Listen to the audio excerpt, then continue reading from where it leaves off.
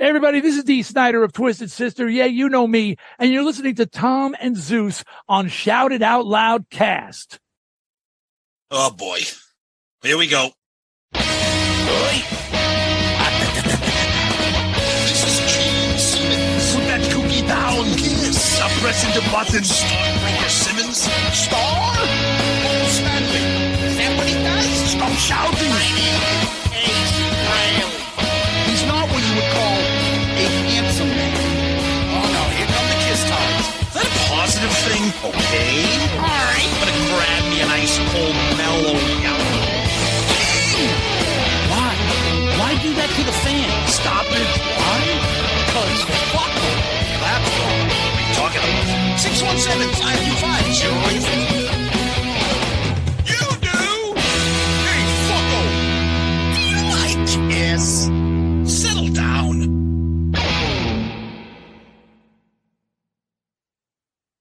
Hello. Hey, what's up there, Kiss Army? Tom and Zeus, another episode of Shout It Out Loudcast, episode 281, Tracii Guns. Yeah, Tracy Guns. Next week, Tracy Lords. Nope. Yeah, so if you got that image and picked up on the coming soon, it's Tracy Lords holding a gun. There you go. You Love know it. Tracy, Hall of Famer on this show. Oh, Famous for this.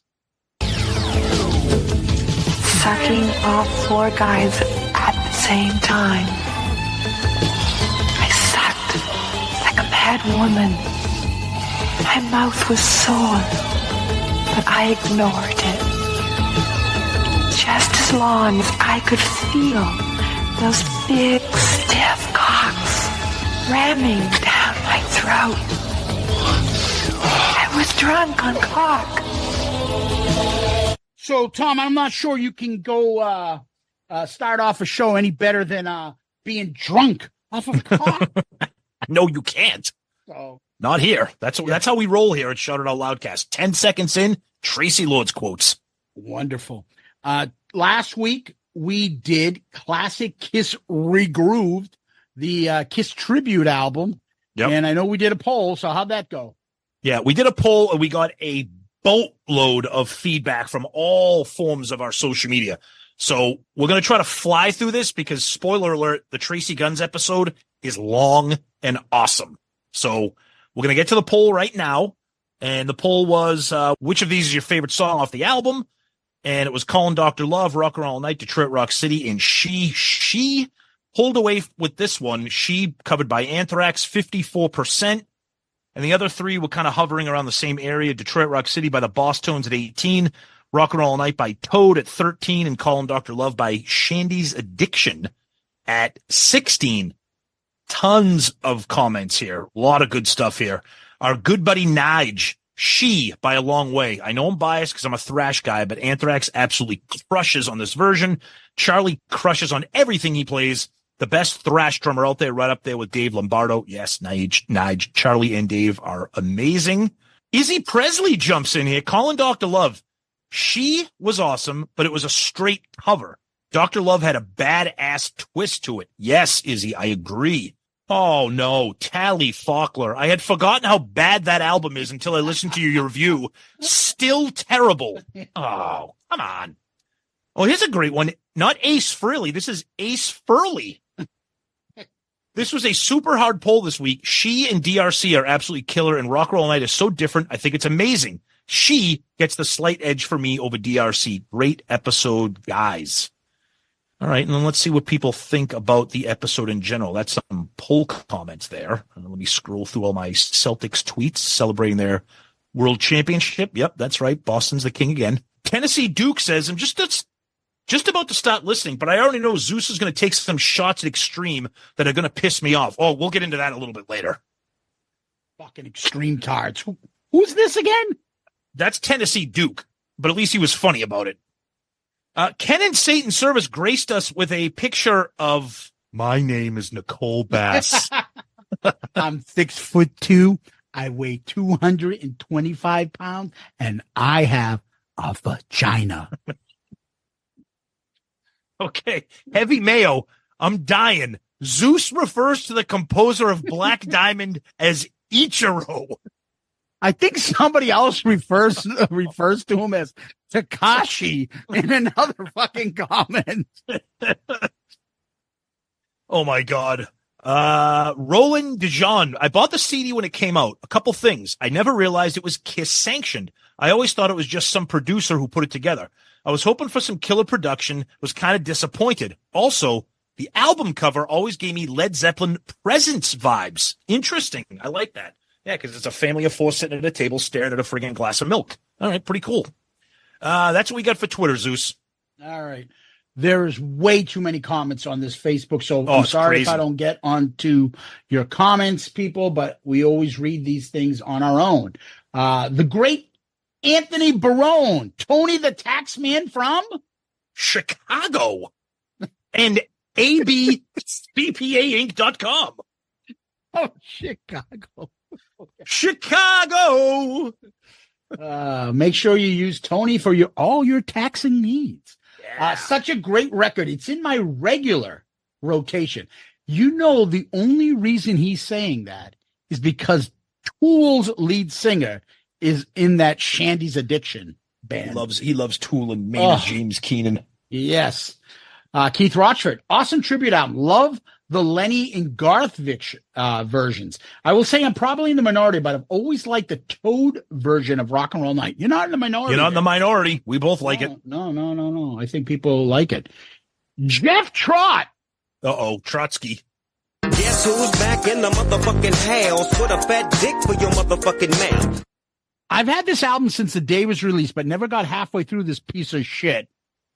Listening to your show for the first time, I've heard the Black Diamond Symphony. Absolutely loved it. Fantastic. Yep. The best track on the album, I'm not normally a fan of instrumentals. Kiss should have played a condensed tracked version on this before coming back to the stage to perform Black Diamond Encore. There was a thought, right? Yep. The great Brad Rustoven. Yeah, Bradley. Oh, you mean bad matchup, Brad? Oh, come on, man. You people will find out soon enough why he's got a new nickname. Yep. So, my wife walked in while I was finishing up the episode. My wife? When Zeus said Hard Luck Woman at 5 and Plaster Caster at 4, because Plaster Caster was the better song. She said, hold on, what? In what world, other than Penthouse, is Plaster Caster a better song than Hard Luck Woman? Every world. Thank you. There is no planet where Hard Luck Woman can even sniff Plaster Caster. With all due respect to Mrs. Rustoven. Yeah. Bad Matchup Part 2. Mrs. Bad Matchup. Oh, no. Kevon Japson. Giggity, giggity, giggity, giggity. There is not enough adjectives to describe how awful, pathetic, embarrassing, hilarious, horrible, Anthrax and the Black Diamond instrumental are the only salvageable songs. Should have charted on the comedy charts. Some of the worst 90s bands on here. Fun listening to Tom gush about the heaping fucking turd this is. How dare you? How dare? Who is that again? Kevon Japson. Oh, fuck him. Give me a break and go take a friggin' surfboard off of his flat earth and let me know how that works. Oh, dude, he keeps getting worse with the shit that he puts up. You need an intervention. You need fucking help, buddy. Yeah. We love you, but you need some fucking help. Anyways, oh, Jesus, it's not going to get much better here. Who's next? Rodney Burchowski. Oh, here we go. He's going to have something about a cock in here probably, too. I absolutely love this album. Wow. Not just because I'm a Kiss fan, but it's because it's unique blend of different styles and such. Also, a lot of little surprises, like Stevie Wonder playing harmonica on Deuce. Who saw that coming? Stevie definitely fucking didn't. That's comment of the week right there. And I agree, Zeus. Some of the goddamn bands back then, dumber than a box of shit. Dinosaur Jr. reminds me of that fucking Not the Mama Baby from the 90s shitcom that was like a combination of Family Matters and Barney. Not the Mama Baby. What the fuck is that? Ronnie had a few too many shots. Like, I don't know what that is. And Toad the Wet Sprocket sounds like how Stormy Daniels would describe Donald Trump's cock. I told you it was coming. She banged him. Told you. A rare gem this album is indeed. He can't help himself. And there's just way too many comments to get to everybody. But let's go over to Loudcasters. Michael Murphy. Like any cover tribute album, it has its hits and misses. Kravitz, Anthrax, Lemonheads, and Zeus's favorite all-time band, Toad the Wet Sprocket, are standouts for me. However, I'd rather listen to a puppy being beaten to death than have to listen to Dickie Barrett croak out anything. And I'm all in the top 10 old-timey Cracker Barrel candy rankings. Oh, God almighty. Paul Heider. My favorite part of this episode was listening to the two of you. When did you turn into a 90-year-old man? What's the fucking place, the old-timey place? I don't know, the Five and Dime? The fuck you talking about? They had breakfast and pancakes you could eat all day. I giggle throughout this whole episode. You two are slowly morphing into Statler and Waldorf from the Muppets. Maybe change the name to Shouting at the Clouds podcast. Love you guys. Keep it up. There you go. All right. I like that. Yeah. Oh, we don't deny that we are like Waldorf and Statler. We've been like pretty much like that since day one. Tony Musalam, who does our ARC music intro. Yeah. Mentioned that he likes Lemonheads and put a photo of himself up. And he says, love Lemonheads. Told you I had a box in my car. I'm with Z. I love all those cheap little candies. As for the record, I love Extreme. Yeah, we know. But this was a bit too much. They tried hard to be different with this one. And I think it was a bit of a fail. Dinosaur Jr. is horrendous. The rest of the record is cool and different. Yep. And I think that's almost a smile on Tony's face, Tom. Because he's holding up a box of Lemonheads. Why do you have that in your car? Look, I love Lemonheads. I want to get some Alexander the Grapes. I love his work. All right, let's skip over to YouTube.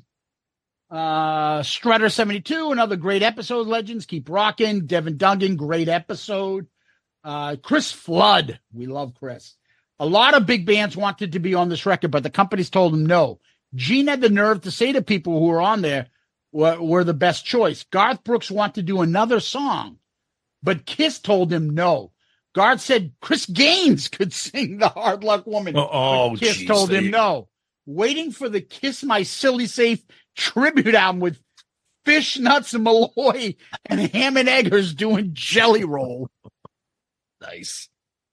That's a song about a fat chick I banged in 78 in Tampa, Florida. Thanos 23, which I think is the Greek Thunder from Down Under, with hair in his photo. Holy shit. That must be old. Yes. Rock on, boys. This is a great review of a great album. Different at times, but great. My favorite Extreme Strutter, Lenny Kravitz Zeus, because done in the band style. Extreme is brilliant, Zeus. Their last album is fantastic. Rock and Roll All Night is my least favorite. Tom, come on, man. Pity my band, Frozen Tears, wasn't around then. We could have put Come On and Love Me on it. Love you guys. There you go. Nice. They do have a great version of Come On and Love Me. Find it. Frozen Tears. Check them out. Yep. Tom, I'm going to hand it back to you. All right, let's blow through Instagram here. Radio Chaos. Great review, guys. I remember thinking this was absolute shit at the time. On reflection, not much has changed. Lenny Kravitz is cool, I suppose. I remember hearing multiple times that they were trying to get Madonna to do I Was Made for Lovin' You, but had to pay her too much for her performance. Keep up the good work, mates. Love ya.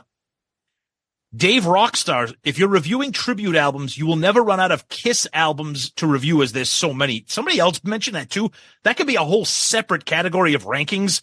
There's a Pure Fire is a good one that we've talked about before. That's a really good one. So here's the thing.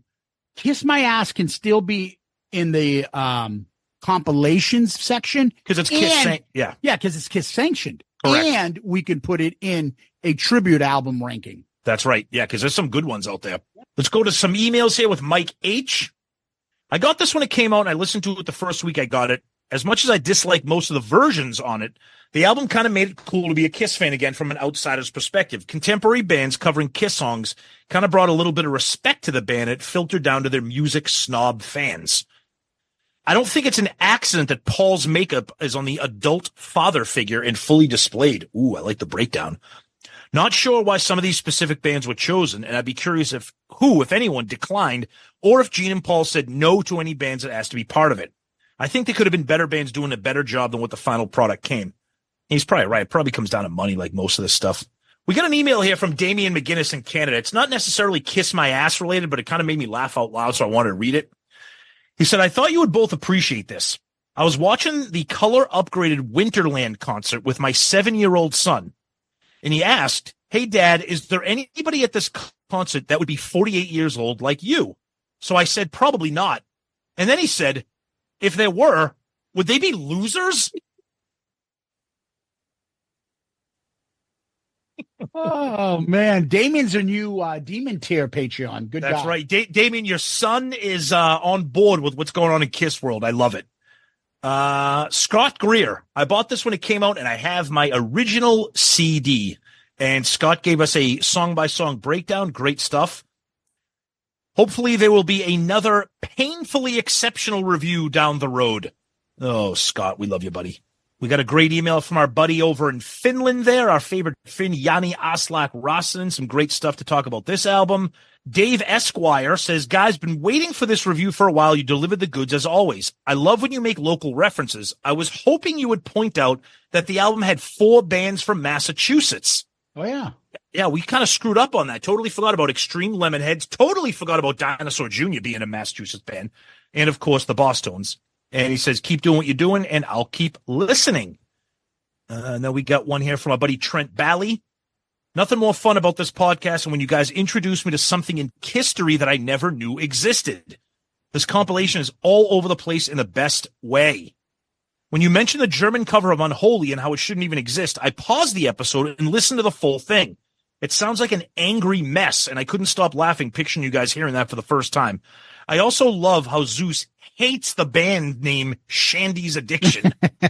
Another great episode. Thanks for all the laughs. And that's what we got for some emails this week. All right, Tom, back on Loudcasters, the great John Whiteman. Most of this album just isn't good. The Anthrax cover of She's pretty good, though. And I also did like Takashi's version of Black Diamond. Another thing of note was this album was the handwritten note to Ace and Peter from Paul and Gene that was under the CD. Yep. In the tray. It says something like, to Ace and Peter, we couldn't have done this without you. We miss you. I think that was planting the seeds for a reunion. So, John, just like the previous comment that Tom had read, which talked about the fact that there were 4 member bands that were from Boston that were on this album, you brought up a fact that we didn't bring up, and that is what was under the CD. So this is why we do feedback, and for pointing that out and for being usually hilarious. And you hit the nail on the head on this one. John, once again, you are comment of the week. Good answer. Good answer. I like the way you think. I'm going to be watching you. Yeah, John. Great stuff, buddy. Tom, what we do next is we give a shout out and a thank you to all our Patreon members. We have a new member, but has been a long-time listener, and that is the great Nicolino. Nicolino got some of my wrath the other day. Yeah, Nicolino. When he posted on our Loudcasters that he thought I was an asshole for not liking Extreme. I love it.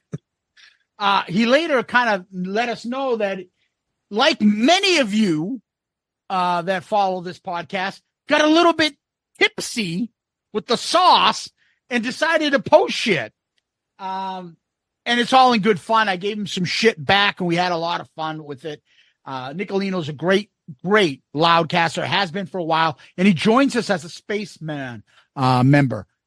Nicolino, all the members of our Patreon family, honestly, thank you guys. You guys are amazing. Amazing. This has been such a huge part of the growth of Shout It Out Loudcast is Patreon. You guys have been incredible, amazing along the way, helping us in so many different factions and manners. And if you want to help this show as well, and you want to be part of the Patreon family, please join Patreon. Currently over 135 members. You too can be joining us. And you can find it by going to shoutitoutloudcast.com, our website. Right on the landing page, you'll see a Patreon icon. Click on that. And then from there, you'll see the 4 different options. With those 4 different options, there are different perks. And soon we'll be getting some more additional merch, which includes guitar picks and koozies to go along with stickers and shirts for the Demon tier. There's many perks that you get from us, and all the members of Shout It Out Loudcast are, can get involved in different activities depending on the tier. Some are involved in polls. Everyone's involved in ARC picks, March Madness. We do video chats. We have merch that goes to different tiers. There's lots of ways we try to repay you and thank you for you contributing and helping the show. And that's what Patreon is there. It's to help this show and help it grow. So if you like the content, you like the show, you want to continue listening, and you want to help us out, please subscribe and join Patreon and become part of the Patreon family. And Nicolino, thank you so much, brother. Yeah, you guys are amazing. Thank you so much for everything, whether you're brand new like Nicolino, and we know you've been a long-time supporter, and we're truly appreciative of all that, or if you've been here since day one as part of the Patreon family, eternal gratitude to all of you guys. Thank you so much and for your continued support, and we just hope the family continues to grow because it's pretty awesome. So thank you guys. Yeah, Tom, what we do next is we go over to Kiss World. What's going on? Well, the big buzz in Kiss World is that Ace is now single. Oh, and that's pretty much anybody was talking about. And that's pretty sad that that's the top story in Kiss World, is that Ace and everybody's favorite Facebook live recorder is now out of the picture. So who's going to manage Ace's social media now? Who knows? But apparently they're over. Yeah. She put up a very classy post. God bless her. Very nice. Saying, she wishes the best. There's no animosity. They just fell apart. Ace first jokingly, like the goof that he is, mentions it at a live concert. Me and Laura broke up. Shit happens. What are you going to do? Divorces, they all end 3 out of 4 within 5 years. Oh, fuck. And by the way, here's a version of Rock Soldiers, which he destroys. Dude, that's like hammered Chinese restaurant karaoke at 2 a.m. Which is funny because like a lot of people are like, well, I was at that show. He was really good. But then you were shit-faced too. But there is a section right before I think the solo. He literally forgets like 4 lines verses, and the guys are looking at him and he's looking at them and he's just laughing. He puts his shoulder, fuck, I don't remember shit. What how's this fucking go? Yeah, he announces it publicly at his concert that he breaks up with Lara. Then he shares Lara's heartfelt Facebook post. Please try to respect our privacy while we. Dude, do you forget you just publicly announced it on stage at a concert? Come on. And by the way, I'm sorry. There is no privacy earned. You shoved her and your business in our fucking face every day, and now you want us to respect it for your privacy? There is no privacy. Dude, she Too was bad. Front and center. Everywhere. Constantly. We talked about this. When will he ever learn? Dude, then he mentions his wife, which he's still fucking married to. I don't know if you guys know this. He's still married to Jeanette. He never got divorced. No. And then he would put up videos with him in Target and be like, the fucking shopping with the Fraileys. Dude, she's not your wife. Stop calling. You're going to get in trouble with that shit. What the fuck is the matter with you? It just. Yep. Again, I'm glad there's none of this Rachel shit and fucking dirty laundry. God, thank God. I don't want to fucking know that stuff, But Ace, keep your shit to yourself. Do you have to be so over the top? This is my new bride, it's just fucking obnoxious. And then this is what you get, but hopefully we won't hear any stupid shit. Ace looks like he's still kind of cognitive and doing well. I hope he continues to do well. And God bless him, maybe he'll concentrate on practice a little more. Who knows? Doubtful. Yeah. Well, Tom, the other thing is Gene's done a couple interviews recently where he talks about like, hey, fuck, I make more money on my solo gigs than I did when I was with a Kiss, because he doesn't have to pay for everything. The whoever's sponsoring it or promoting the show books his airfly, books his the sound check, books the fucking hotel he stays in. He goes, I just have to come with, I think he comes with his bass, or maybe they provide him with one. I don't know. But he's like, yeah, I don't have to pay anything. What do you think? I think that's, well, first of all, I think it's shocking that he would make a comment like that. Like, but because that just doesn't seem something that Gene would say. And again, I didn't hear the entire interview or read the entire thing. So we all know how things can be taken out of context or something, but that just seems like a weird thing for Gene to talk about. Yeah. Regardless, he had that comment to make, and he talked about like, he wished he was harder on those guys and they should have been there for all 50 years with them, and all right, we hear you. Yeah. I don't know. Yeah. And our buddy Bruce is going to be here in Natick, Massachusetts, the end of the month, 28th to 30th in Massachusetts for some like Comic-Con horror thing. Super mega fest. Yeah. We hope to catch up with him and Lisa, and they're doing some sort of like, you can get a dinner with them. Yep. If you do something, I don't know, a dinner thing, but check out all of Bruce's social media. You can find out all that information right there. And other than that, Tom, I think our friend Tommy is still enjoying Europe with some fucking hot chick. I don't know who he's hanging out with, but I can't tell if that's his daughter or his girlfriend. Somebody that's beautiful. Well, I'm also surprised that you didn't see the video of him playing a solo on stage with Don Felder at a concert. Yeah, I saw it. Pretty fucking cool. I love seeing Tommy just out there having a blast, just performing on stage with different artists, different bands, different styles. Like I love, you know what, I Tom? love it.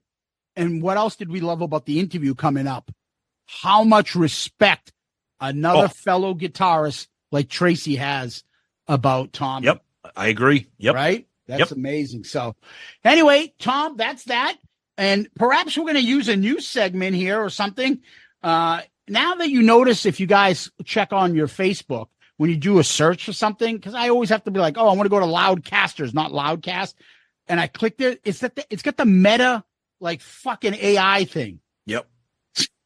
So you can put in whatever search or something you want. And as we're doing this, we're talking about something about Ace and being loser or something, or Kiss fans being loser by, I think it was Damien's son or something. Yep. So, Tom, I asked Meta AI, is Ace Frehley a loser?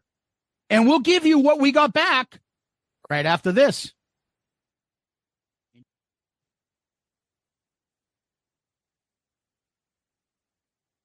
All right, so we're back with AI's response to the question if Ace Frehley is a loser.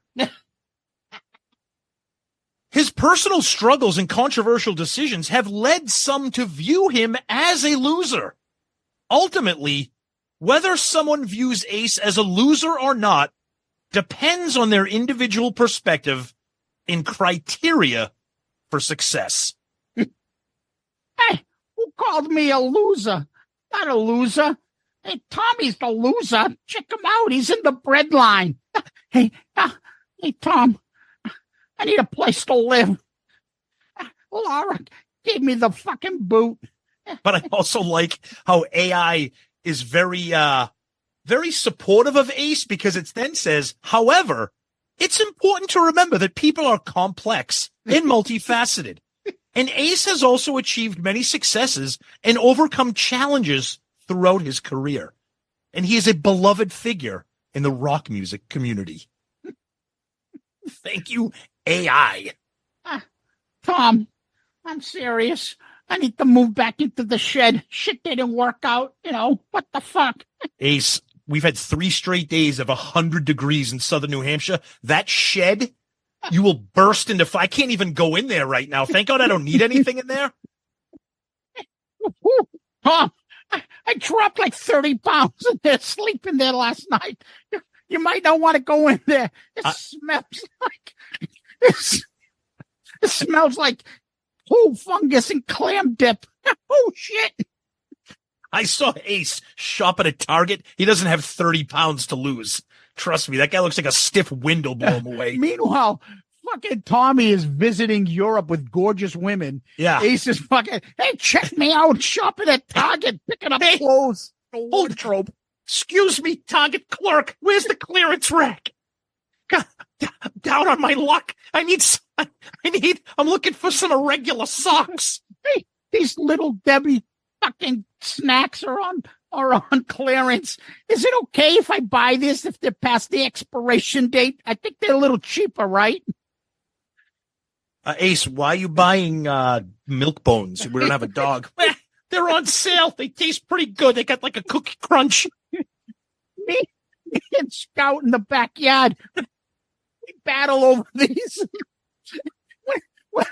When Tom thinks I'm not behaving, he throws it in the backyard like the Hunger Games, and me and Scout battle for him. Scout kept winning. I didn't eat all week. I feel bad for Tom because he's got to pick up both of our poop. What the fuck is this? What do we do? We got an interview with Tracy Guns, and this is what we do. Oh, God. All right. So, Tracy, we've been talking to for quite some time, trying to get him, squeeze him in. He's an important guy. He's got like 15 different bands he's working with, besides LA Guns.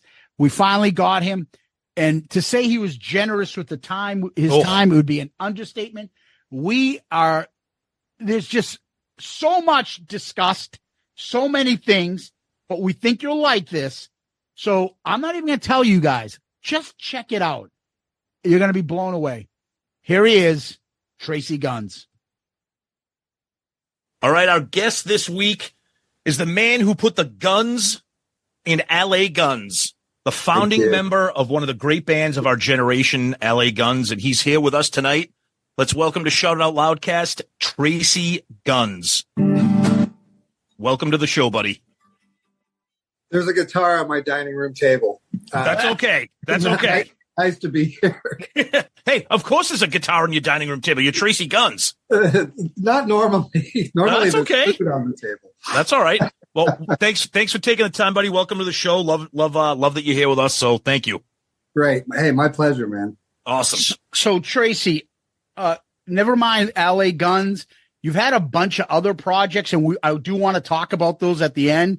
Oh yeah, especially with our buddy Todd Kearns. Yeah. What an album. Wow. That's very Zepp-like, if I may say. And I was wondering if that was on purpose, but it's got a big Zepp feel. And then you did another one with Russell Guns too, in Jack. And that's another one too, another project. You're all over the place. You haven't stopped working since you hit the scene in the 80s. Money's awesome. Yeah, and I mean, and even Brides of Destruction with Nikki Sixx. I mean, you got all these collaborations. Just awesome stuff, Tracy. I love it, man. I love playing the guitar, and every new guitar, pedal, person, meal always creates something new, right? You know, so yeah, I don't shy away from that stuff, and I'm not one to turn an invitation down. I even do sessions that I hate. Oh, really? Okay. Yeah, no, I'm a professional musician. You take all the work. That's fair. That makes sense. Yeah, that's fair. It's very Gene Simmons of you. I practice more than Gene, right? Okay.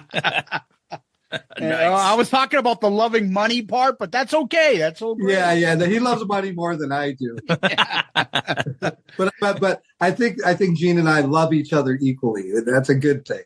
That's awesome. That's all we need. Yeah. So what we usually do with guests that come on and talk some Kiss, we go through like some questions that we have from most of our guests. The first question is pretty simple. You grew up. Did you have a favorite member of Kiss? No. I mean, I still haven't grown up. Neither were Bree. So let's get. I'm gonna go backwards and get to KISS. Yeah, Okay. I grew up in LA. East Coast guys were KISS guys. West Coast guys were Zeppelin guys. Right. Okay. So I wouldn't even listen to KISS. I didn't want to hear anything anybody had to say about them because I was holding that badge until Red Cross, an LA band, covered Deuce. And when I heard that, I'm like, wow, that's Red Cross is amazing. I love this band. And then Kelly Nichols said, that's a KISS song, dude. I'm like, come on, no way. And of course I had heard probably, Rock and Roll All Night and what's Detroit Rock City. But that was when my mind peeled open a little bit. I was like, oh, wow, okay, sense of humor, get your grandma out of here. What is this? This is like, and because it was Red Cross's version, I associated the music with this. Red Cross has been punk rock, but they're also very Beatle, Cheap Trick, Who influenced band from out here. And they're my favorite LA band of all time. They even more than Van Halen, if you can believe it. Wow. Okay. And the reason is that when I listen to music, and it's always been this way, I look for nostalgia. I look for influences and things from the past that appeal to me. If you guys don't know, I'm really into old hot rods. I'm really into old guitars and amps and tape delays and things. So that's just my nature. I like things that remind me of something else brought into the future and kind of perfected, right? Sure. So that's why Red Cross is my favorite LA band of all time. Unfortunately, stuff like that, along with LA Guns, we're very nostalgic as well. When I write for LA Guns, I'm always leaning on things from the past. I never try to bring something inventive as far as technique or anything like that because I don't like that. I don't like when people do something that's irritating just because it's unique. You know what I'm saying? So when I got into KISS, really was the Creatures of the Night record. And that was in 10th grade. And it was because Rob Gardner, who was the drummer that I grew up with, he was in Guns N' Roses. He was in LA Guns. Yeah. He was a guy. We really liked heavy metal. We really liked Sabbath and Ozzy and Scorpions and Iron Maiden, Def Leppard. That stuff, man, at that point, Rush. We were really big into Rush. Yes. So Creatures of the Night had all those kind of bits about it, didn't it? It was very heavy for KISS. It was definitely heavy for KISS. And they had "I Still Love You," which is an amazing power ballad. Still one of my favorites of all time. And I also love that Paul Stanley came out in the video with a leopard skin guitar. Stuff that really appealed to me at that age, at 17. I could have been 16. I don't know. I was driving. And so I really got into that. And I love the kick drum sound, right? It sounded like... Oh, that Eric Carr drumming on that album is insane. Yeah. And if you listen to or read Paul Stanley's book, he's a big Zeppelin freak. Oh, yeah. His favorite drummer. So at that moment, when I heard that bass drum, I'm like, that's John Bonham, Oh, yeah. And that drew me in immediately. So all those sensibilities came together for me, and I became a really big fan of Gene and Paul because I started now taking them seriously. I started reading their interviews and things like that. Mm-hmm. The one thing that we had in common was Led Zeppelin. And then not long after that, I was 19 or 20, I met Paul at one place. I met Gene at another place.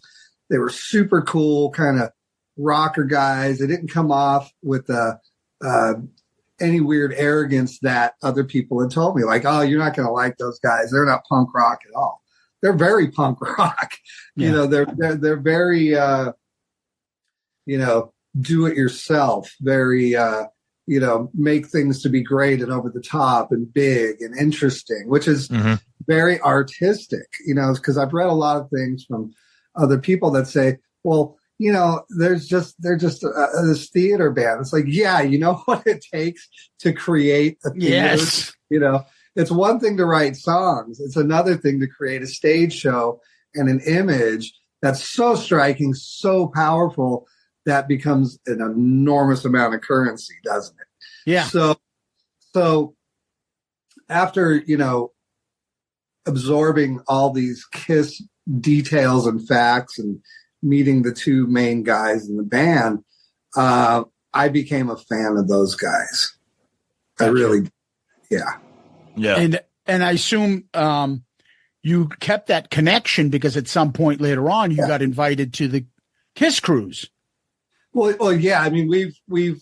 It's funny. I've never asked Paul for his phone number because I just don't do that with people, and we have a lot in common, and I'm friends with his son. So when I talk to Paul Stanley, I text Richard Marks and say, "Hey, Richard, tell Paul this. Show him this. Here was my adventure today." Then I get replies from Paul back through Richard Marks. It's a great relationship so far. But when we see each other in person, we don't text each other. Right. Oh, that's awesome. That's hilarious. Yeah. Did you end up ever seeing them perform before you hit it big, like on your own? Like before you were like, hey, come see our show. Like as a fan, did you ever go check their shows out?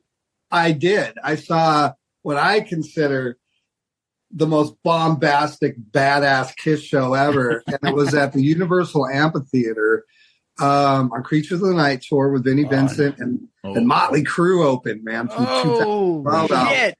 Holy shit. Yeah. Wow. And the coolest thing about KISS, because, any imagery I'd seen of them was large, right? Yeah. Big stage show. Man, they just had like 5 half stacks on each side with a drum set in the middle, and they came out and they meant business. And it was the same as Motley. They took those amps away, and there was Motley with their amps, and just like, leather and fire and all that stuff. So that was my first encounter with KISS live. And I loved it, man. And the cool thing about Vinnie Vincent, I'm not the biggest Vinnie fan. He's strange to me, but not just you. Yeah. I guess. Who am I to judge? But he did play part of Randy Rhoads' live solo in his live solo. Wow. And I was like, damn, that dude can play, man. You know what I mean? And, so I have really vivid memories of that night of seeing the first KISS show. And it wasn't because of their show. It was because of the music. Right. Oh, yeah, of course. Yeah. And of course, with the Creatures tour, it had Eric Carr's Tank, the drum set, which was like mind blowing at the time. Yeah. They were firing on all cylinders, no pun intended, for that tour, especially coming off all the mess, or we don't think it's a mess, but fans with the Elder and Unmasked, and they were kind of reborn with Creatures. So especially, and then seeing a young Motley Crue must have been like, holy shit.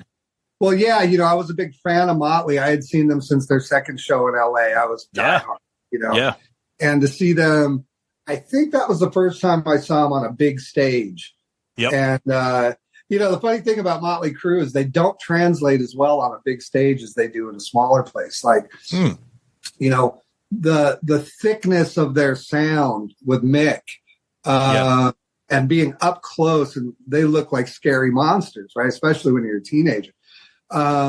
Without really any makeup, this kind of makeup, but more about leather and hair and those riffs and the volume and oh my God, because the early Motley was very derivative of Blackie Lawless's band, Circus. Yeah. Oh yeah. And Blackie was doing all that stuff kind of before that, but I didn't know that. Right. So that original blueprint for Motley Crue was very much taken from Blackie Lawson, psyche, all the way through Shout at the Devil, the imagery. I love that stuff. It's so boo, gotcha. You know what I mean? That's awesome. Yeah, no, exactly. And so, seeing Motley on the big stage, of course, I loved it. It's just they weren't together. They weren't like, next to each other, doing the thing. But yeah, I remember so much of that first Kiss show with Motley Crue. It was great. Yes. Now, you were on the Kiss cruise, and that was the last one they did where they had 2 cruises. Yeah. So you were on the first week cruise, right? Yeah, we missed you. We were on the other We week. didn't. Let me tell you. Oh, well, yeah. Here's the funny story. So we go to the buffet. We're on the second cruise, so we come flying in. Quick, let's go to the buffet. And all of a sudden I look back, I'm like, dude, that's Tracii Guns right there. Like, shit, are they going to stay for the second? We thought you were sticking around for the second cruise as well, because you were still in that lunch buffet with us hanging out. Oh, I wasn't going anywhere, man. Yeah. No, the thing is, I'm really, really good friends with Eric Singer. Number one, we played together with Gilby Clarke, and we've done, he sat in with Starfuckers a bunch, and, we traveled together, and we have a good bond. I really love Eric. Tommy mentioned to me, Tommy Thayer mentioned to me, he asked me, do you remember the first time we met? And I'm like, probably, I don't know. A lot of shit has happened. And the first time LA Guns was flying to New York to do press, so when I was 21 years old, he goes, we were talking in line and we took the same flight to New York. And I'm like, oh my God, you remember that? And I did remember, because he's so tall, and he was so blonde back then. And that was in Black and Blue at the time. And now, with the blonde hair, like you said. Yeah. I mean, he's just this guy. And then, we hung out a little bit on the cruise too, but Gene and Paul too, they were just hanging around. You guys were there, you saw, they're just very amicable, hanging out, talking to everybody. Those 2 weeks were wild. That's crazy. Yeah, we hope they do them again. It's a lot of fun. And I don't even know if Kiss is the first one that came up with the idea for a hard rock band to do these cruises and invite other bands. It's a fucking great trip. We've been on 2 of them. We've been on 2 of them, and they're just amazing. Like, a lot of fun. Cannot rave about it enough. How awesome they are. Yeah. Well, the thing that I really like about it is a handful of bands versus 50 bands. Exactly. Yeah, that Monster Rock cruise is overwhelming when I hear the people that go on that, because you're like, do I see this or do I see them? Do I see this? And then between the stage hands, everybody trying to get this band off and get this band on. It's fucking chaos. Yeah, it's wild. One of the differences too is Kiss fans really seem to not have boundary issues. They're really happy to be there. They're enjoying everything that's going on. Yep. I didn't see anybody passed out anywhere. I didn't see anybody really going crazy on one of the artists. Everybody was cool. No. Yeah, where that's true. On some of the other cruises, because we do a few of them, people get nuts. Yeah. And there's a lot of them. And I'm a very not a people person in person. I'm nice and I'm friendly, but people freak me the fuck out. They just do. And, so I stayed on the Kiss cruise for the second week because I was enjoying it so much, and I think I had some friends that came on, Brent Woods had come on and Sebastian had come on. And, Now, is that the one that he made the cruise, or is that the one that he missed? No, he made it. I was there. That was the year before where he supposedly, I don't know if he forgot his passport and he didn't make the cruise.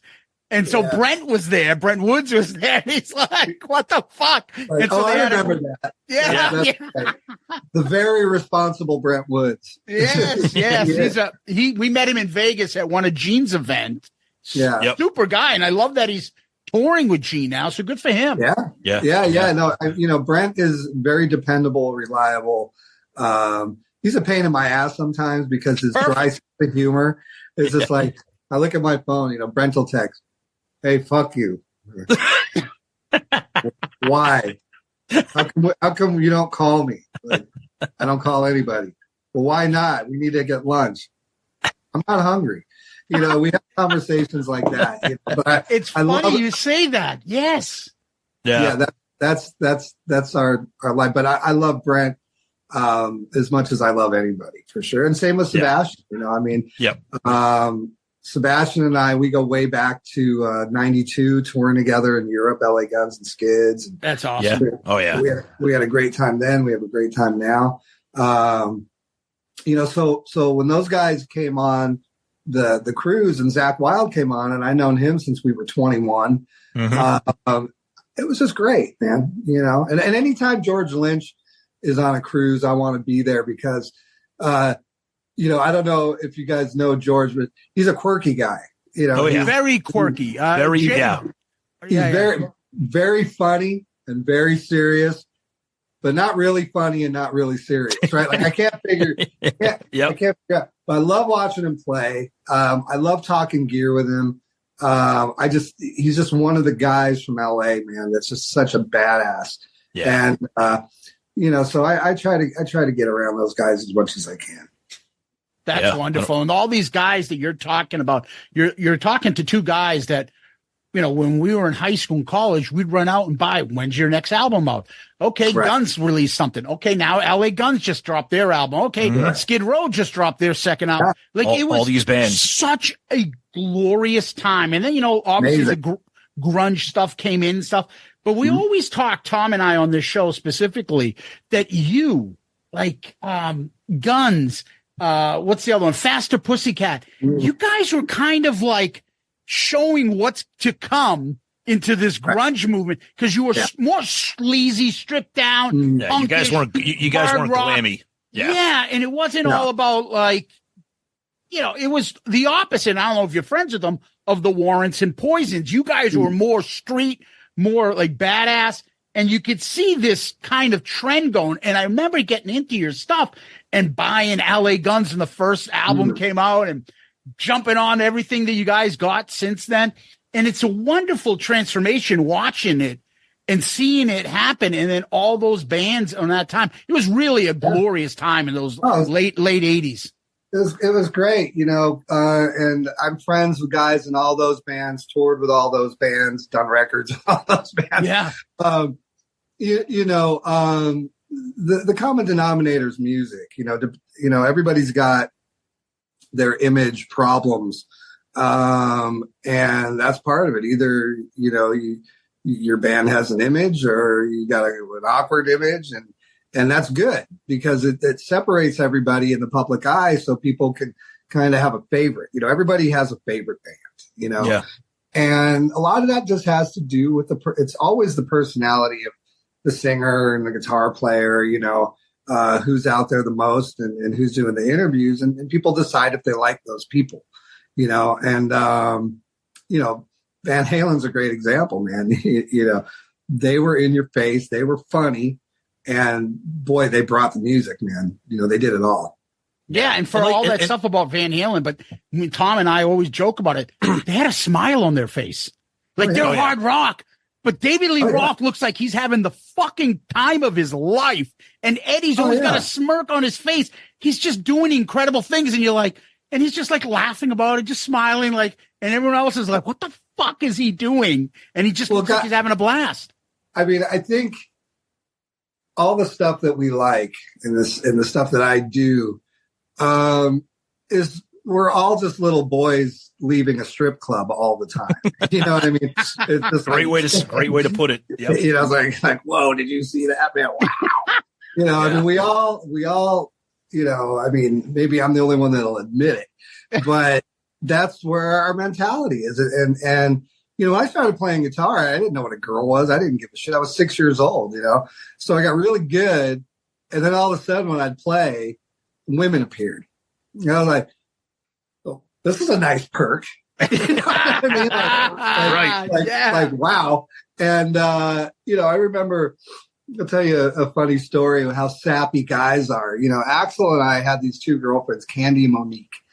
And it was like 1984, 1985, somewhere in there, Valentine's Day. Candy was my girlfriend. Monique was his girlfriend. And we lived about 5-6 miles from Hollywood, out, you know, the very edge of the valley. And we took the bus down to Melrose I think we had like $20 each, maybe. Took the bus. We bought our girlfriend's cards, and they were supposed to meet us back at the house. Got the cards and got something a little bit extra. And we only had enough money to take one bus back, and then we had to walk 3 miles after shopping all day with our lousy $9 or whatever. We get back to the house, and it was late. It was like 7:30 or 8. The sun was down, and we're sitting there with these stupid cards and flour in a little tiny box, and whatever we could afford. These chicks never fucking showed up, man. Oh man. We were so butthurt. Yeah. So, I think guys like us, music was kind of the introduction to women liking us. We were probably kind of awkward before that. So, everything, that's why you find in Zeppelin, right? Robert Plant's always singing about some woman that hurt him. You know what I mean? Yep. Yeah. Feel that burn. You know what I mean? And, so when you get to Kiss from this, they kind of took over. It's like, we're the hot item. All the chicks dig us, and screw you. It's funny you say that, because that's what the story is about Gene. And if you read all the members' books and Peter talks about it, it's like Gene was such could not get chicks. And then when he became a musician, as though he was going to run out of it. So he would fuck anything that came his way. Yeah. And Peter was like, he would fuck fat chicks, old chicks. It didn't matter. He would anything. fuck anything. And it was just nonstop, as though because he was so awkward. And then when he got this confidence, he had to use it with everybody. And it's all about fucking chicks. And I love his honesty about it. It's like, anybody that tells you that you got into music other than fucking chicks is a liar. I don't even know if it's I don't even know if it's confidence as much as it was accessibility for Gene. Once he became Gene Simmons, it wasn't confidence. It's like, you over here. Yeah. I mean, I thought it was his good looks. Yeah. Hey, he's a handsome fella. And he'll tell you that. And he'll tell you, there you go. Yeah. God bless him. But it is accessibility, because, wow, that's all I can say, it had its place in time, and it was fucking out of control, man. Wow. Oh, yeah. Tracy, I want to ask you something about the debut album comes out for LA Guns, comes out in 88. Yeah. So that was a weird time, because Zeus, we're talking about hair metal, glam metal. That was kind of reaching, in the pop culture, the kind of people kind of getting a little bit exhausted with it at that time. So it was kind of a transitional phase. Even Kiss had just come out with Crazy Nights, real poppy, real keyboard heavy. Def Leppard, the same thing. Bon Jovi, real keyboard heavy. You guys come along in 1988 and do something that none of those real bands were doing. And Zeus mentioned before, just stripped down sleazy LA metal. Obviously that's what you wanted to do. But was there anything conscious? There was a lot conscious. Why are you freezing up? That's okay. He can hear you. I can hear you. He'll come back on. It was conscious in the way that, by the time that lineup got together with Nikki Alexander, Nikki Beat, Mick Cripps, and Paul Black, that's kind of the origin of the original LA Guns record. Yeah. We all had very different views on what we thought was cool. One thing we agreed on is, it was cool to wear black leather. That was about it. I wanted to be a metal guy. I think I was 19, almost 20 right when we got together. And Mick was very into, he understood Randy Rhoads and stuff like that, but he was into craft work, man. He was into The Cure and these kind of garage bands back in England, because he had spent a lot of time in England before I met him. And, Nicky Beat, he's, the oldest member at the time, and he was, an icon of the punk rock scene, doing the things he did. But he also was old enough to love classic rock and metal and all those things. So everybody kind of brought their own thing into the band. And, Mick really tried to get me to focus more on things like Johnny Thunders and kind of garage rock and the Rolling Stones early music and, kind of straight ahead riff rock.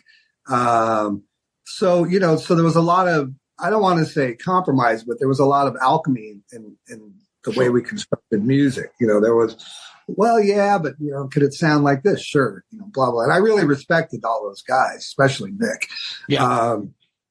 We got lucky, man. I mean, it's as simple as that. We got lucky. I knew the importance of Blackie Lawless and Nikki Sixx for sure. I knew that their mindset at the time was still very real. It was still very important to, be dark, at the same time as writing really great songs, and that's more than anything. I learned that from, Mick, how important it was to write great songs. Nikki, I was friends with him back then too, and it was always about songs and then Wasp put their first record out and I was like, damn, y'all suck. Cause this is the real shit.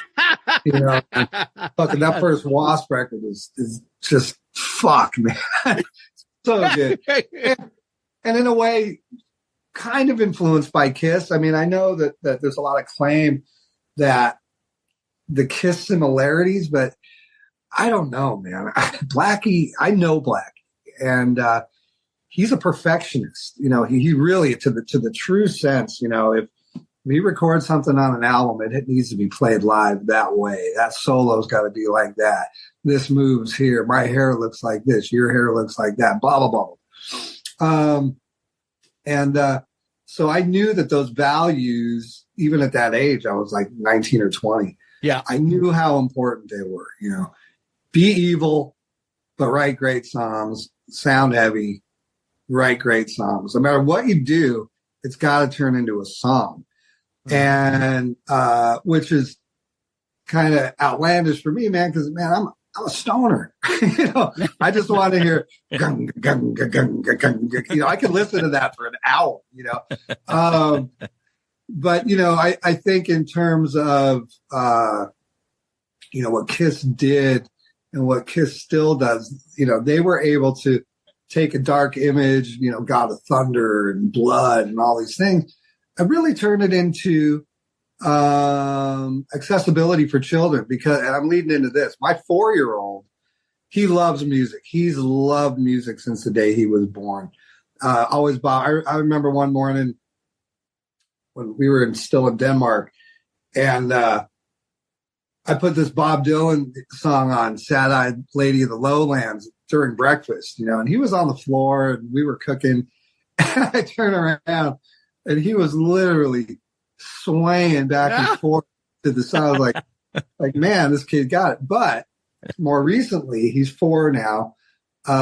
His mom sent me this video of him freaking out on the bed to Rock and Roll All Night by Kiss. Wow. And how he got into Kiss is she showed him a video of Love It Loud. So he loves the visual, he loves the sound, and he already combines those two things. So to me, the fact that, yes, he's worn his Led Zeppelin shirts, but he's excited about Kiss. So in my personal life, Kiss wins because my son is like, Kiss. So there you go. But yeah, we all went through that phase. I mean, like, if you're a Kiss fan from the beginning, like, we were 5 years old. I didn't understand it, but I knew I could buy the comic book. I could get the cards. I could, look at the album cover for hours and imagine like these, like, oh, that's the demon and that guy does this. But then in turn, you can listen to the music and still enjoy it because it's fun music and it's still rocking and stuff. If they sounded like shit or played like shit, it wouldn't have worked. But they compound it with that image and that I think it's artistry. And hence you got this huge thing. Hey, look, I mean, even like going back to your era and your bands, I mean, there was an image with you guys. There's an image with you. There was an image with Guns N' Roses. I remember, because I used to, back then, I'd buy the magazines, Metal Edge, Hit Parader, Circus. I remember hearing about you guys before even the album dropped. Yeah. Before MTV's playing your videos and it's one of the most wanted or on Headbangers Ball, I heard of, LA Guns. That's where Guns N' Roses comes in. So this is going to be something similar. Right. On faith, you buy the album. Like, I hope it's good because I think it'll be good. Right. And then you play it and you're like, fuck yeah, this is pretty cool. Yeah.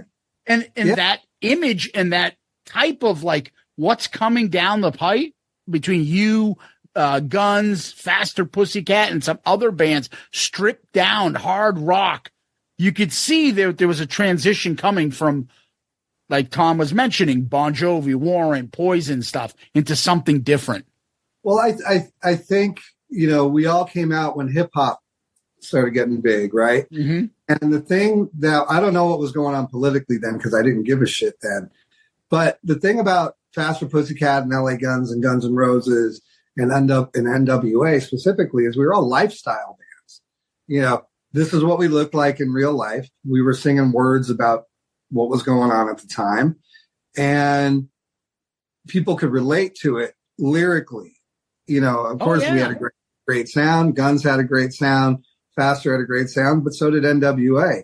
But there's a certain tongue in cheek in all of those bands' music that it's like intelligent immaturity, right? It's like, yeah, we're immature as hell, but we're going to tell some jokes about it that are going to be really mature and you're going to get it. And the more people get the joke, the more they love you, right? Nobody, of course. Nobody wants to just be like, oh, yeah, I relate to that. Nobody, nobody relates to that. And that's kind of the Joe Perry Slash theory, just cover your eyes and be cool. And then you have a character, right? So it's always about character. It's always about who are these people in this band? Why do I like them? Why are they saying something that touches my heart? And it's like, because it's real, And so when you go to like, a lot of people ask me, well, how come you're not a big Stevie Ray Vaughan fan? It's like, I don't relate to what he's putting across. I mean, I relate to his ferocious guitar playing and his blues based and all those things. He's intense and he means it.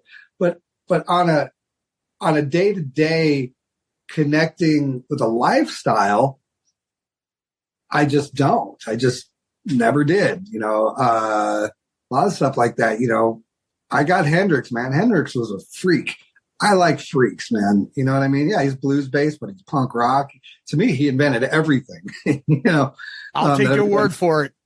Yeah, no, a lot. He really did. I mean, he was the first guy out there licking his tongue at chicks and distortion pedals and all over the place, man. And to me, he was just exposing the inside of who he is, right? Yeah, yeah. He was a one-man show. You know what I mean? Like, absolutely. Yeah. But it's funny you say that because there are certain artists I can respect how talented a band is, but it doesn't move me. So I say that to Tom, and I know you're a fan of them, Rush. I listen to him. I'm like, holy shit. What a musician. What a drummer. What a guitarist. What a bassist. But I don't like the music, but I can respect it. Yeah. And that's okay. Like you're saying about Stevie Ray Vaughan, you can be like, fuck, that guy's talented. Yeah, but you see, it doesn't work for me. See, this is where you're wrong, and I'm going to fight you. Rush fucking rules, dude. No. And Tom is pissed because he keeps freezing on us. He fucking loves it. We have this battle all the time. I just can't do it, man. I'm not into prog rock. I can't do it. If you tell me Zeppelin, I will be right there with you all day long. And to us, I get it, man. I get it. We've had this KISS show now for 5 years. And then we're like, dude, I like Zeppelin just as much. So we do the Zeppelin Chronicles with our mutual friend Jay, only just to break down each album. We've gotten up to, I think Physical Graffiti is next. And we absolutely fucking love Zeppelin. Love them.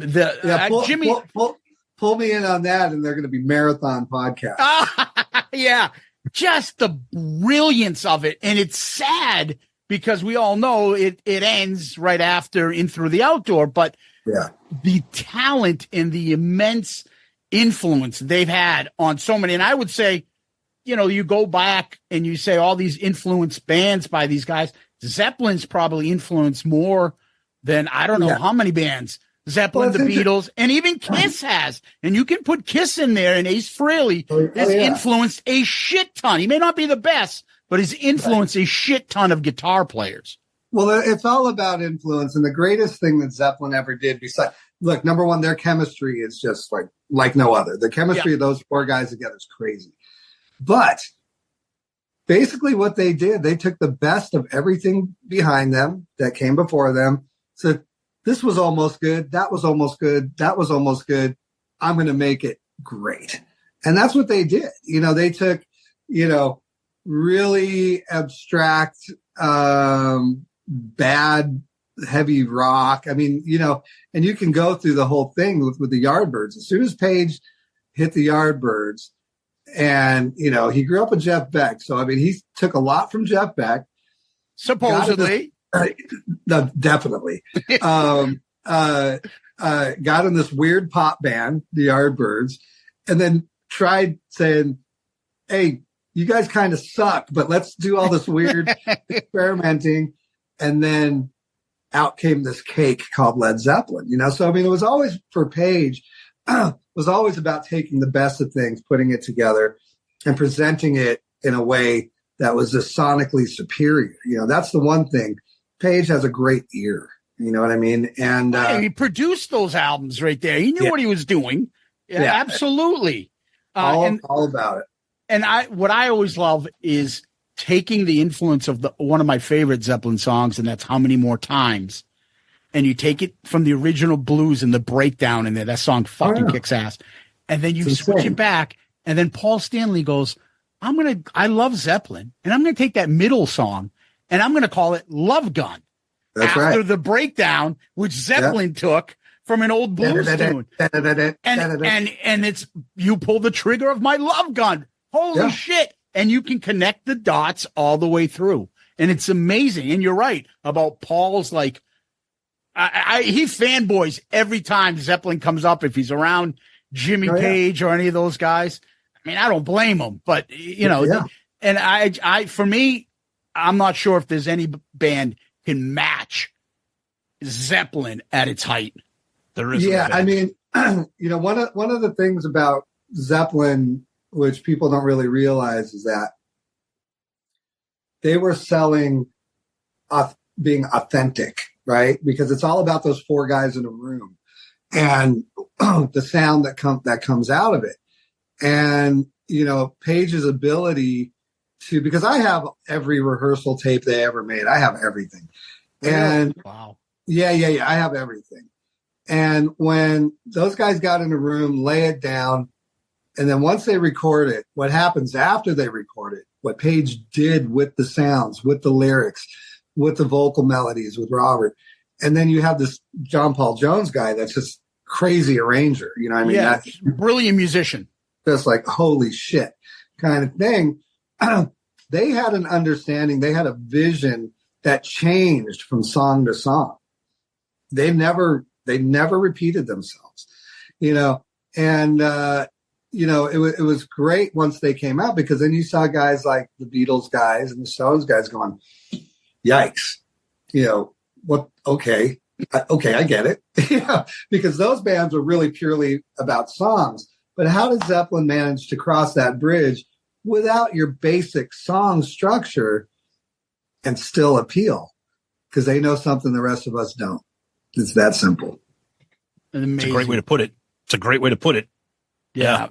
It's amazing. Now, sneaking back over, I want to ask you a quick thing. I've got to ask you this because this has bugged me since I bought this fucking CD. And this is all the way back and off your second album. And that's 89, I think, Cocked and Loaded. Long time ago, man. Yeah. Great album. To me, one of my favorite songs of the era, and I think your best songs, my favorite song by you guys is I Want to Be Your Man. How the fuck was that song a CD extra? Like, it wasn't on the cassette. Now, I bought the CD, but it was a bonus track for the CD. Yeah. I didn't even know that. So you just told me that. Yeah, and there's an asterisk on it when I download it. Yeah, it wasn't on the cassette. It was an extra for the CD. And I'm like, how the fuck didn't they release this as a single? That's well, it wasn't. It was a single. It was a single, and it was a video too. Yeah. But see, there was this phenomenon starting right then where we would record extra songs for Japan so that their version was different, so that people didn't just buy the American import, because you could still get the American import in Japan cheap, but it didn't have the extra songs on it. So somebody had a wild hair up their ass, I guess, here, and said, hey, and CD was a relatively new format. And they're like, we need to get people to buy CDs. Let's take a song off the cassette, put it on the CD, and advertise it that way. Because I think it's on the vinyl. So I'm looking at now. It's Wikipedia, but Rip and Tear, Never Enough, obviously Ballad of Jane. It doesn't have I Want to Be Your Man. Wow. It wasn't a single. I'm telling you, I don't remember you guys ever. That's wild. And I fucking used to love it. Every mixtape I would make, I'd always throw it on there. And I was always curious. I'm like, who the fuck's idea was it to not have this on the regular album? Because the song kicks ass. Yeah, not ours, because we still play it live because people love that song. You know what I mean? We got so many songs to pick from. And if that one wasn't even on a record and it's a fan favorite, that blows my mind. I love that. And that's what, listen, as a kid having that way back in 89 and being able to ask Tracy Guns himself, it's a big honor for me. And I fucking love it. I had to ask this. I mean, I'm sorry, but I fucking love awesome. It. I fucking love it. Yeah. Listen, you have this, LA Guns, all these other bands. How is it that you keep yourself so busy? I know we joked about it. You're like, I got to eat. I got to work. Things like that. Do you ever run out of like, hey, I'm going to do an album with this guy. Hey, I'm going to do an album with that guy. It's just amazing. Like, I can't keep up with this stuff. I mean, the problem is I ignore everybody, and when you ignore somebody, I just try to be this really normal kind of mechanic guitar guy at home. My kids live in 2 different countries and stuff. So like I spent a lot of time thinking about their welfare and kind of taking it easy. I have an amazing girlfriend, all those things, So I try to make the home life the thing. So by doing that, I have to cut out the noise, right? I have to cut out this other life until I'm on the road or until I'm recording, So lots of things come, and me on Twitter, I'm not talking about music. It's not a music site. I fucking love it. I'm glad Tom got locked out for a second here because I fucking love it. I'm with you on everything. I mean, I can't excite. I mean, you are, for me, one of the best followers. Never mind the music shit here and there. But I mean, your politics and stuff, I agree. But does that ever have any fear of the backlash of people being like, you know what, I like Tracy Guns, but fuck this shit, he's too political? Does that bother you? No, because they're wrong. About the politics or the fact that you can't like somebody because of their music, like their politics, like fans of Ted Nugent. Maybe he's turned people off because he's on the right side of things. Yeah, I mean, the thing with Ted, he's the only one, that I love his music, man. I always will. And it doesn't bother you, like you don't stop liking his music. Yeah, but he bothered me since the first time I ever toured with him when he said, "Hey, you got a bunch of snap." Yeah, I mean, I was 20 years old, and this guy's just throwing words around, and shit like that, and I'm like, okay, wow. like nice, and then later on, 2015, 2016 or something, he was talking about Jews on his Facebook page. And I said, what the fuck are you talking about, man? I'm a friend of yours and I'm a Jew. And he literally wrote back to me, he goes, yeah, but you're different. So it's like, what the fuck does that mean? That's such a fucked up point of view. Oh, because I can play guitar because you respect me. I'm different. If I didn't, I'd be a piece You're of one shit. of the good ones, in other words, that fucking stupid cliche. Yeah. Yeah. And, but I hate when people shred his music because he had such a huge impact on guys like me and Slash, for sure. Yeah. We talked about Nugent as much as we talked about Page and Joe Perry and Hendrix. Really? Oh, yeah. I remember walking. Slash and I used to meet at this donut shop every morning called Yum Yum Donuts, and when we were going to junior high school. And the topic every day was music, obviously, right? We were figuring it out. And I remember when Wango Tango came out, because we're walking to school. He goes, "Yeah, it's shit." And I'm like, whoa. But you're right. It's crap. Because we were so into Double Live Gonzo and Free for All and all this stuff. And then, we knew he was abrasive, and that was kind of what was fun about Double Live Gonzo, like his, over the top personality and shit. Yeah. But we just thought it was fun. We didn't know that he was a fucking maniac in real life. But then we toured with him, and we got along great. But clearly, Yeah, no, I know, and it's one of those things that sometimes you hear people like. He called Jimmy Page a fag. What? Yeah, I remember shit. We're sitting there with Ted Nugent called him that. Yeah, backstage where he was talking about, who are your favorite guitar players? I'm like, well, Hendrix and Page, at the time, and he worshipped Hendrix. Yeah, but he called Page like a junkie faggot or something like that. I was like, yeah. Okay, so I got to know him really quick. He was on. Wasn't he on one of your first two albums, Extra? Didn't he play?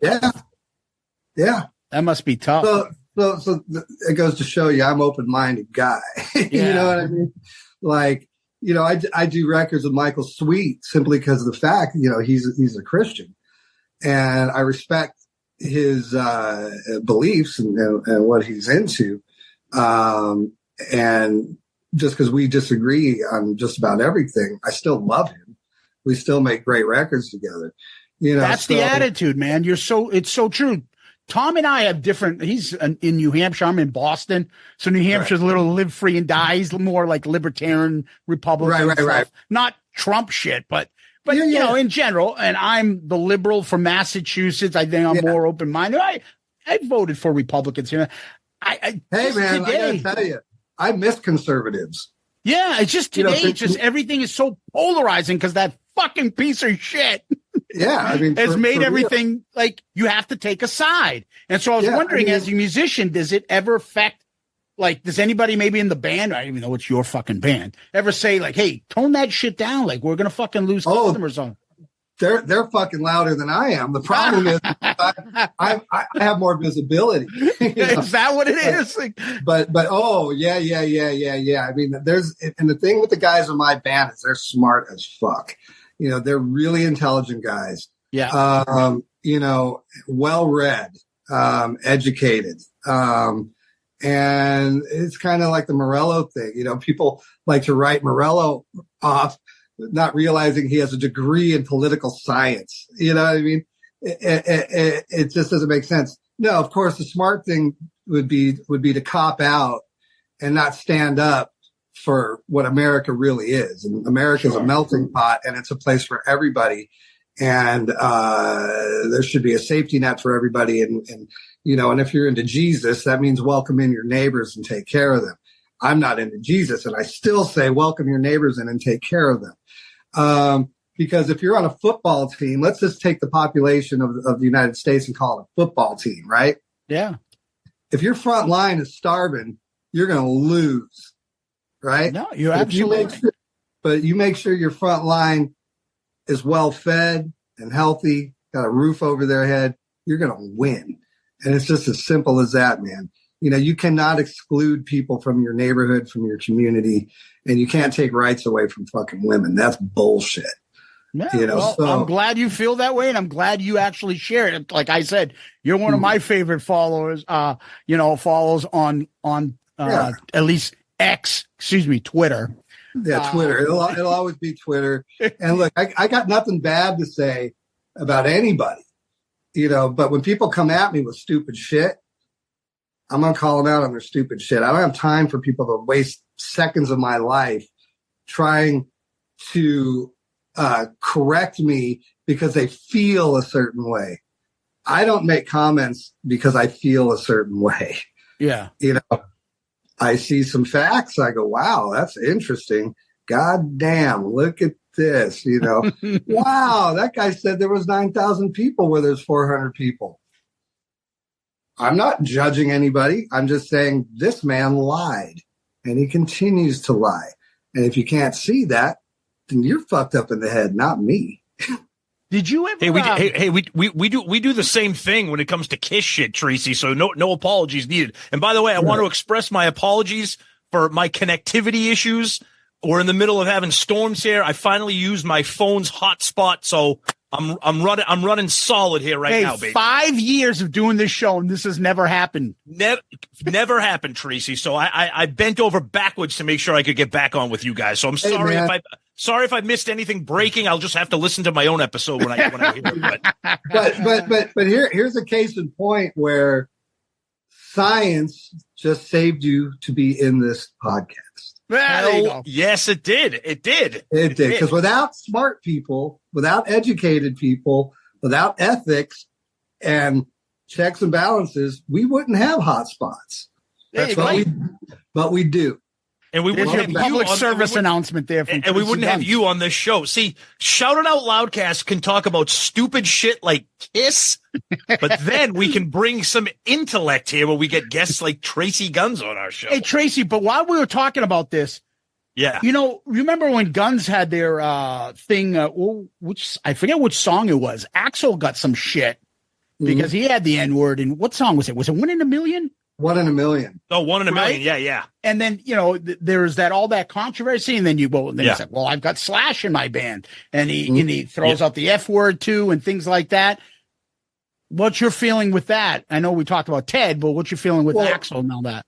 There's a big difference between Axel Rose. Yeah, I just want to hear it from you though. Yeah. Like I said, earlier, especially Guns N' Roses, those lyrics are lifestyle lyrics. That's a lifestyle band. He's coming from Indiana now, growing up in Hollywood, and he's actually representing in those lyrics.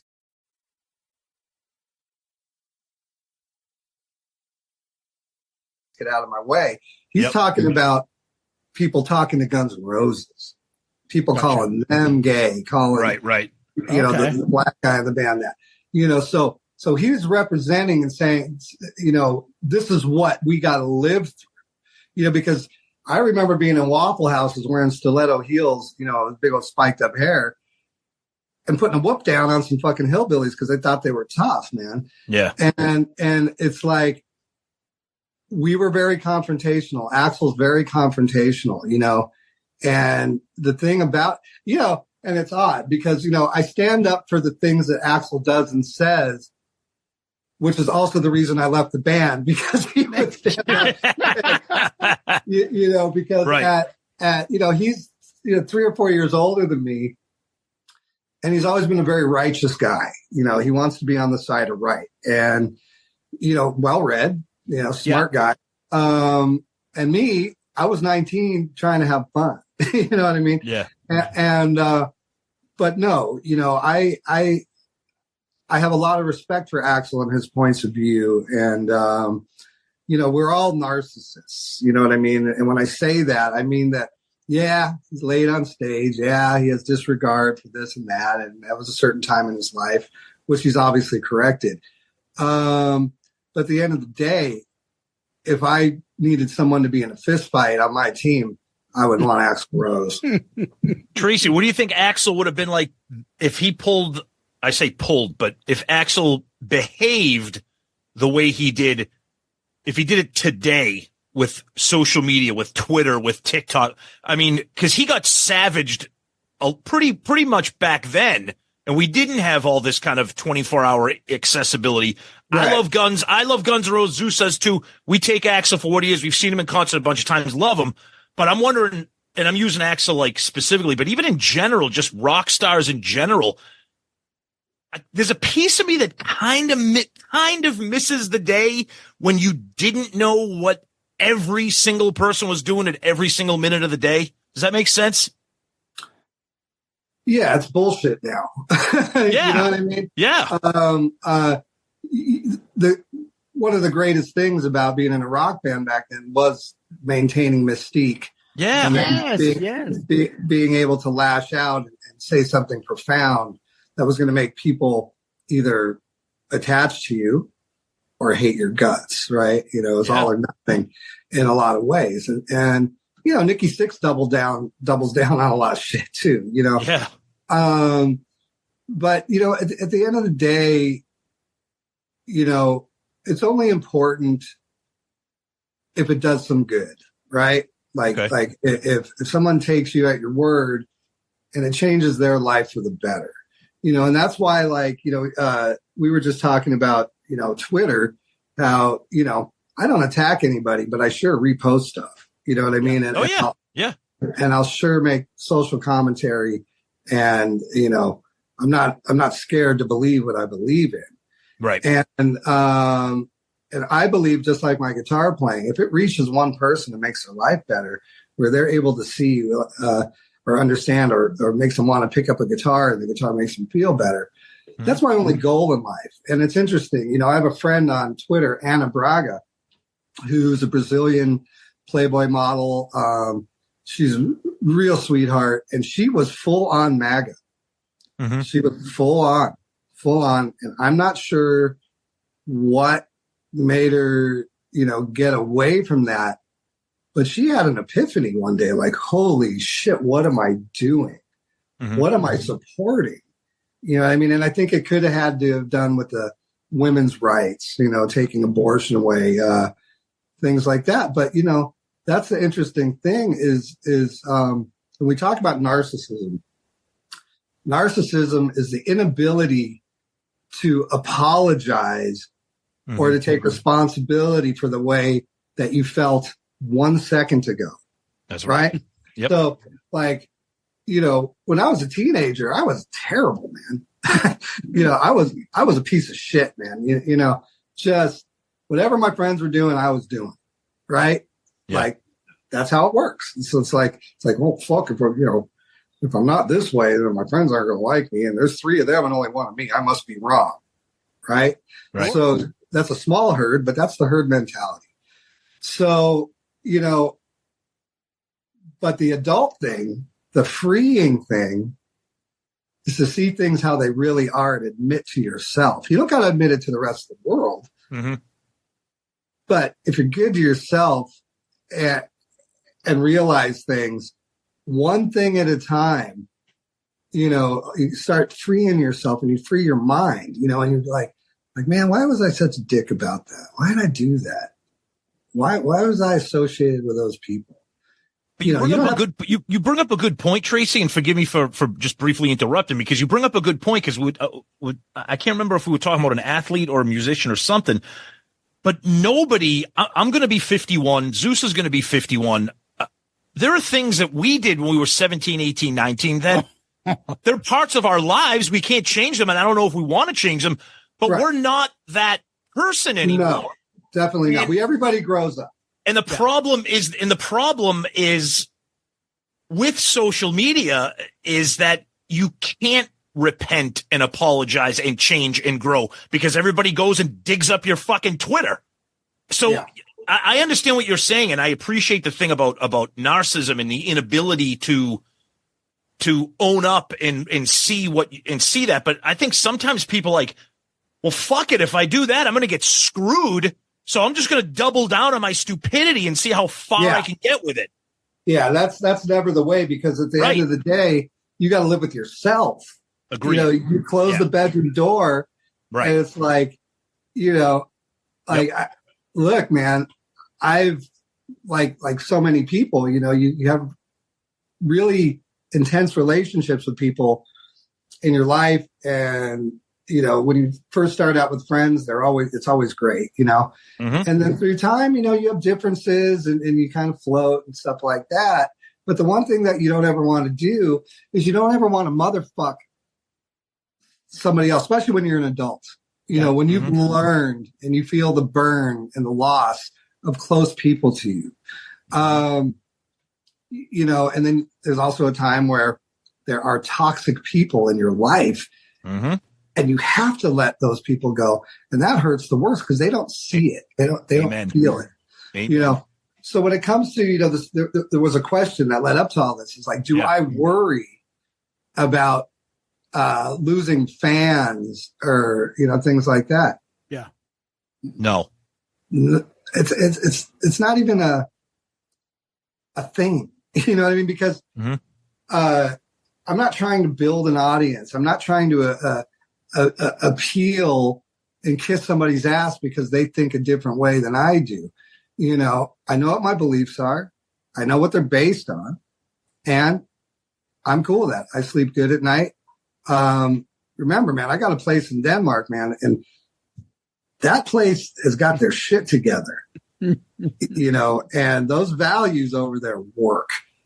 And, yeah, you pay taxes, and you know what? You have a good life because you pay those taxes, and it makes sense. And my kid goes to the doctor whenever the fuck he feels like it. My ex-wife goes to the doctor whenever she feels like it. She has two college degrees, as do most people in Denmark. And so the entire country is educated, man. Yeah. You know, what could possibly be wrong with having an entire educated population that also gets to go to the doctor? You know, this is what, you know, people talk about human rights. And it's like in every village, you know, somebody was the smartest about health. Somebody was the smartest about lighting fires. Somebody was the smartest about collecting wood and hunting and doing these things, right? Those are called experts. And the experts were probably pretty low quality in cavemen. But as time goes on, those experts really gain expertise. And they don't talk outside the box. And then if I want my pipes fixed, I call a plumber. You know what I mean? If the electricity goes out, I call an electrician. If my amplifier needs repair, I take it to an expert. The idea of, you know, fuck all these experts, fuck all this science. I'm going to wing it on my own. And I only want to be surrounded by these people I drink beer with. Come on, man. You're lying to yourself. I know it, and you know it. So Tracy, do you think that's? I'll kind of finish up with this question here because I like these conversations because I'll be honest with you, we don't have these a lot with our guests because a lot of times we don't get a chance to engage like this. Do you think that, just kind of backing up a little bit to the Axel thing, do you think that that's one of the main reasons? Because I think that's one of the main reasons why there is no danger in rock and roll anymore. Because people, there are some great bands out there. I think there's some newer rock bands, quote unquote, that I like, but I feel like the danger is gone because, like what you said, you don't care. You're saying what you're saying, but there are bands out there.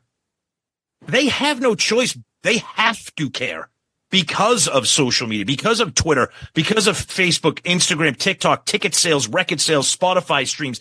They have to care. So they can't be dangerous. And I feel like that's really hurting us when it comes to a band like LA Guns or a band like KISS or a band like Motley Crue. I don't think we're ever going to see that again. Yeah, I think if people spoke up, you would. Yeah, maybe. Nobody likes mild-mannered rock and roll people, you know. Yeah. Because I'll tell you who speaks out. Bruce Springsteen. Yep. Taylor Swift. Yep. Axl Rose. Eddie Vedder. And Eddie Vedder. And Tom Morello. Yeah. Tom Morello. I'll give you the best example of a fearless. Tracii Guns. Dangerous. Yeah. Yep. Yeah. But Jason Isbell. Yes. That guy is so intuitive and so in touch with humans and what's right and what's wrong. And he's much bigger than LA Guns, but still considered kind of a newer artist on his own. Guy's got no problem. Guy, motherfucker sells out every fucking night, man. Taylor Swift sells out every night. Yeah. You know, and it's like fan base. No, I'm not worried. Good for It's good. It's good. Yeah. You know, I mean, if people don't like me, that's definitely their problem. Oh, I say that all the time. Love your We say that attitude. all the time. Even with Zeus and I, when we do stuff on social media, even when we go on rants on the show, we always say like, that's a you problem. Yeah. That's not our problem. That's because I'm the guy, even though I totally disagree with somebody and they're fucking pissing on my flag. Yeah. If they fucking trip over a barricade, I'm going to be the first one there to pick them up and ask them if they're okay. Right. You know what I mean? Yeah, exactly. Yeah. Look, for us in this podcast, we say things that piss people off about Kiss. Our first show, we said we're not going to give them foot rubs. We love the band. And there's shit that they've done over the years. Occasionally we don't like, or we don't like this song. It's okay to not like everything. Yeah, they've had a long career, you know, and you know, that's the thing. You know, you want to talk about somebody with a sharp tongue. Boy, Paul Stanley, man. You know, yeah. You don't want to get on his bad side, man. Because the thing about Paul, we've said before, he can shake you. He can shake your hand with his right hand while he's putting the knife in your back with the left hand, and you won't even see it coming. I don't know about that. Oh no, he's got that double-edged smile on his face, and his words, his words. Paul just is pretty good about, like, you know, I don't need this shit. He's out of my life. Cut off. Yeah. I'm not dealing with it. Totally. So whether it's former band members or for some reason he doesn't like Steven Tyler. Did you ever see that clip? You're friends with Richard Marx. Did you ever see that clip when he's on Richard Marx and Richie was talking about musicians still got it at that age? He's like, yeah, like Steven Tyler.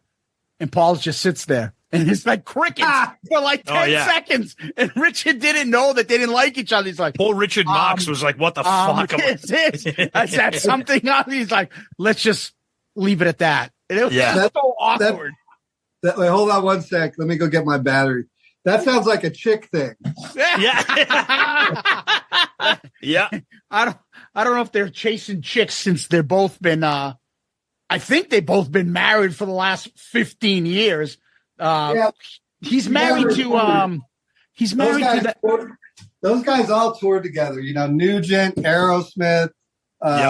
Who's that guy? Who's he married to? He's married to that MTV girl. Richard Daisy Fuentes. Daisy Fuentes. Yes. Yeah, I guess those endless summer nights pays off if you're married to Daisy Fuentes. God bless him. Oh man, I gotta tell you, you know, one of the greatest stories Richard ever told me is how him and Daisy got together. She's so hot, right? Yes, you can say that. and he's such a sure-footed, nice, good-looking guy, you know. With you know, platinum records, he's written with everybody. He's a really good guy. But he had just gotten out of a kind of scandalous divorce. It wasn't scandalous, but it was in the press. Sure. And he meets her somewhere, and they want to go on a date. You know, or they're about to go out. They're going to go on a date. And Richard's made his money. You know, he's cool, right? Fucking Daisy pulls up in a Rolls, like, you know, what, Silver Shadow. And Richard's like, okay, I guess we're going in your car. You know, they're just such the ultimate nice power couple. You know, they do right things for him. You know, and they take their, I think the word's philanthropists. You know, they're really those people. They donate a ton of money to good causes and support good causes. And, all those songs must really pay off well for a good big songwriter like him. Oh man. Oh yeah. Those guys are, but they don't, they're humble though at the same time, you know. I met Richard on Twitter. You know, we used to have the same manager, Alan Kovac managed both of us, and we never met back then. And we met on Twitter fighting the good fight, and we became friends in real life. I went and saw him play in Denmark. Oh wow. And I out with him and Daisy. Yeah. Right after I got divorced, I spent Thanksgiving with them. Wow. You know, and they are just, you know, salt of the earth people. They're really good people, man. And plus, he wrote that. I think he wrote or he produced like the first thing from Vixen. Didn't he do something for them? He wrote "Living on the Edge of a Broken Heart." Yeah, Edge of a Broken Heart. Yeah, that's Richard's song. Yeah, and I remember the video. And mind you, like this is me as a teenager going, "Look at these fucking hot chicks. What are they doing with that fucking wuss? He's not a rock guy. What the fuck? How's he getting?" Like, especially Janet Gardner, who I fucking loved when I was growing up. Oh my God. And I'm like, what the fuck's he doing with them? Literally, I know he wrote their songs or whatever he did for them. But he's a good guy. Yeah, no, he seems like it is. And as you get older, you stop playing the game like Tom will tell you, like Barry Manilow, I can't fucking be seen with this shit. Get this out of here. As you grow up, now you're like, give a fuck. Yeah. I like country. I like this. I don't give a shit if you don't like it. But like high school and college, like that secret shit. You had to hide those. Yeah, you had to hide certain CDs in the top desk of your drawer because my friends can't know that I'm listening to Belle Biv DeVoe. That's why, boy, that's sure outside the box. Yeah, well, they're a Boston band. That's why. Yeah, that's kind of the joke. That's kind of that's the joke. Yeah. So Hey, one quick music question I wanted to ask you. Right. Are you still in touch and close with Izzy Stradlin? No. Is anybody? No, but the thing is with Izzy, it's like he's one of those friends you have. You don't see him for 10 years, 5 years, 20 years, and as soon as you see him, everything's normal. That's good. That's good. And I'll tell you something about Iz. He lived with me for a year at my mom's place, and he's just a good dude. He's a thinker. You know what I mean? He's one of those people that is thinking all the time. And he's really quiet. And then when he finally says something, it makes a lot of sense, and it's smart. And I love Izzy, man. Yeah, would you agree with the statement that Guns isn't the same since he left? Even though Gilby Clarke's pretty good, but he ain't Izzy. Would you say that he, like, losing Izzy, they lost the dynamic of that band? I think losing any of those five guys, but he was the first to leave, really. Yeah, he was the first to leave, but he told me he was going to leave a long time before. When I left, he told me he was going to leave. The Axel part? No, not necessarily. I think, I left because of it just was like what I get myself into. And then when I was leaving, I was getting ready to go to New York to play with this Cheryl Rickson lady who had just won like Penthouse Playmate of the Year, and she had bucks and a record deal. And I brought it up to Izzy. I said, Izzy, man, you want to go to New York with me? Blah, blah, blah, blah, blah. And he goes, nah, man, I got to see this through, man. This is gonna be big. And I'm like, yeah, it is. It's gonna be big. And he goes, and then I'm out of there. And I'm like, really? He goes, we'll see. So he always had that. He's a thinker. You know what I mean? Like, he's got foresight and he follows through, and he did the right thing. Yeah, you think so? Okay. And then I mean, now that Axel seems to be very, I don't even know what the word is, but he seems like he's grown up a lot. He's in a good place. Yes. Right? Yes. And I think, the thing he did with ACDC may have showed him how to be a better team player, maybe. I don't know. Good call. And you know what? Axel was always a good team player. When it was me and Axel, it was awesome. We never argued about anything till I left. That was it. We got one argument, I left. It was like that. So I think now, I know GNR has been in kind of this like writing music loop that nothing seems to be happening. I think that if Izzy and Axel and Slash and Duff, got together, I think that Izzy might be that missing ingredient. Yeah. Oh, yeah. I love him. I'll just tell you a quick story that Tom and I had with him. So before they got back and before Chinese Democracy dropped, Axel did this literal like tour of like 10 cities. Mhm. And he had like Buckethead with him. And he had, who else did he have? I forget. So he went and he toured and he was at the Boston Garden. So we went. It was the dead of winter. It was a big storm. Big We friggin' get there. snowstorm. Yep. Okay. And we're like, where the fuck is he? It's like the show was supposed to be 9 o'clock or something.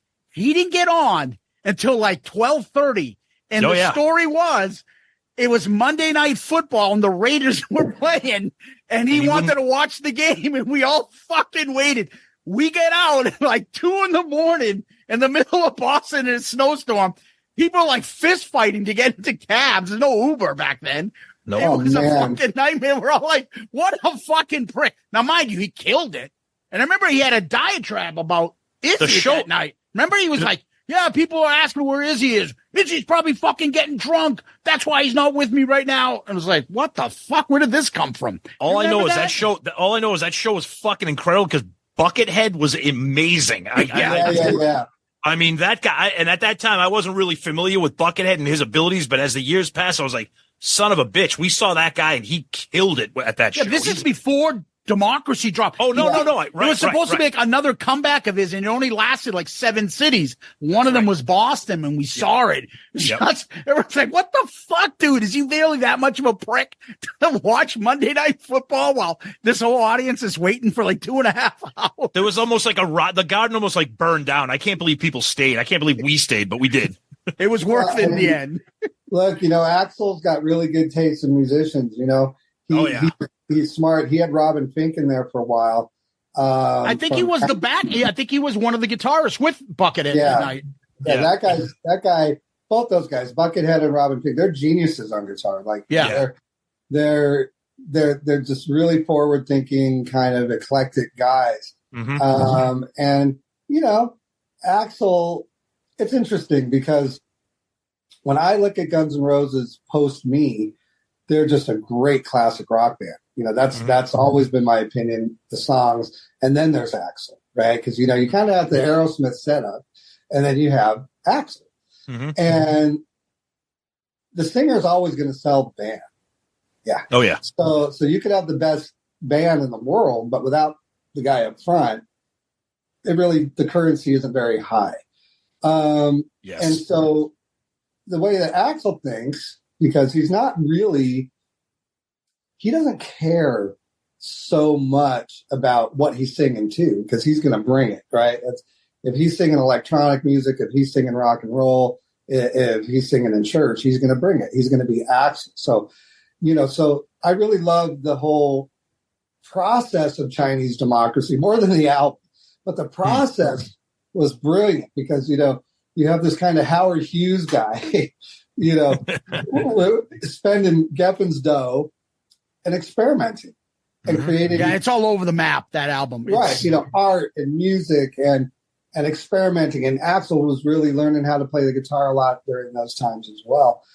So to me, that was like a super great privilege for him to go through this creative process for years and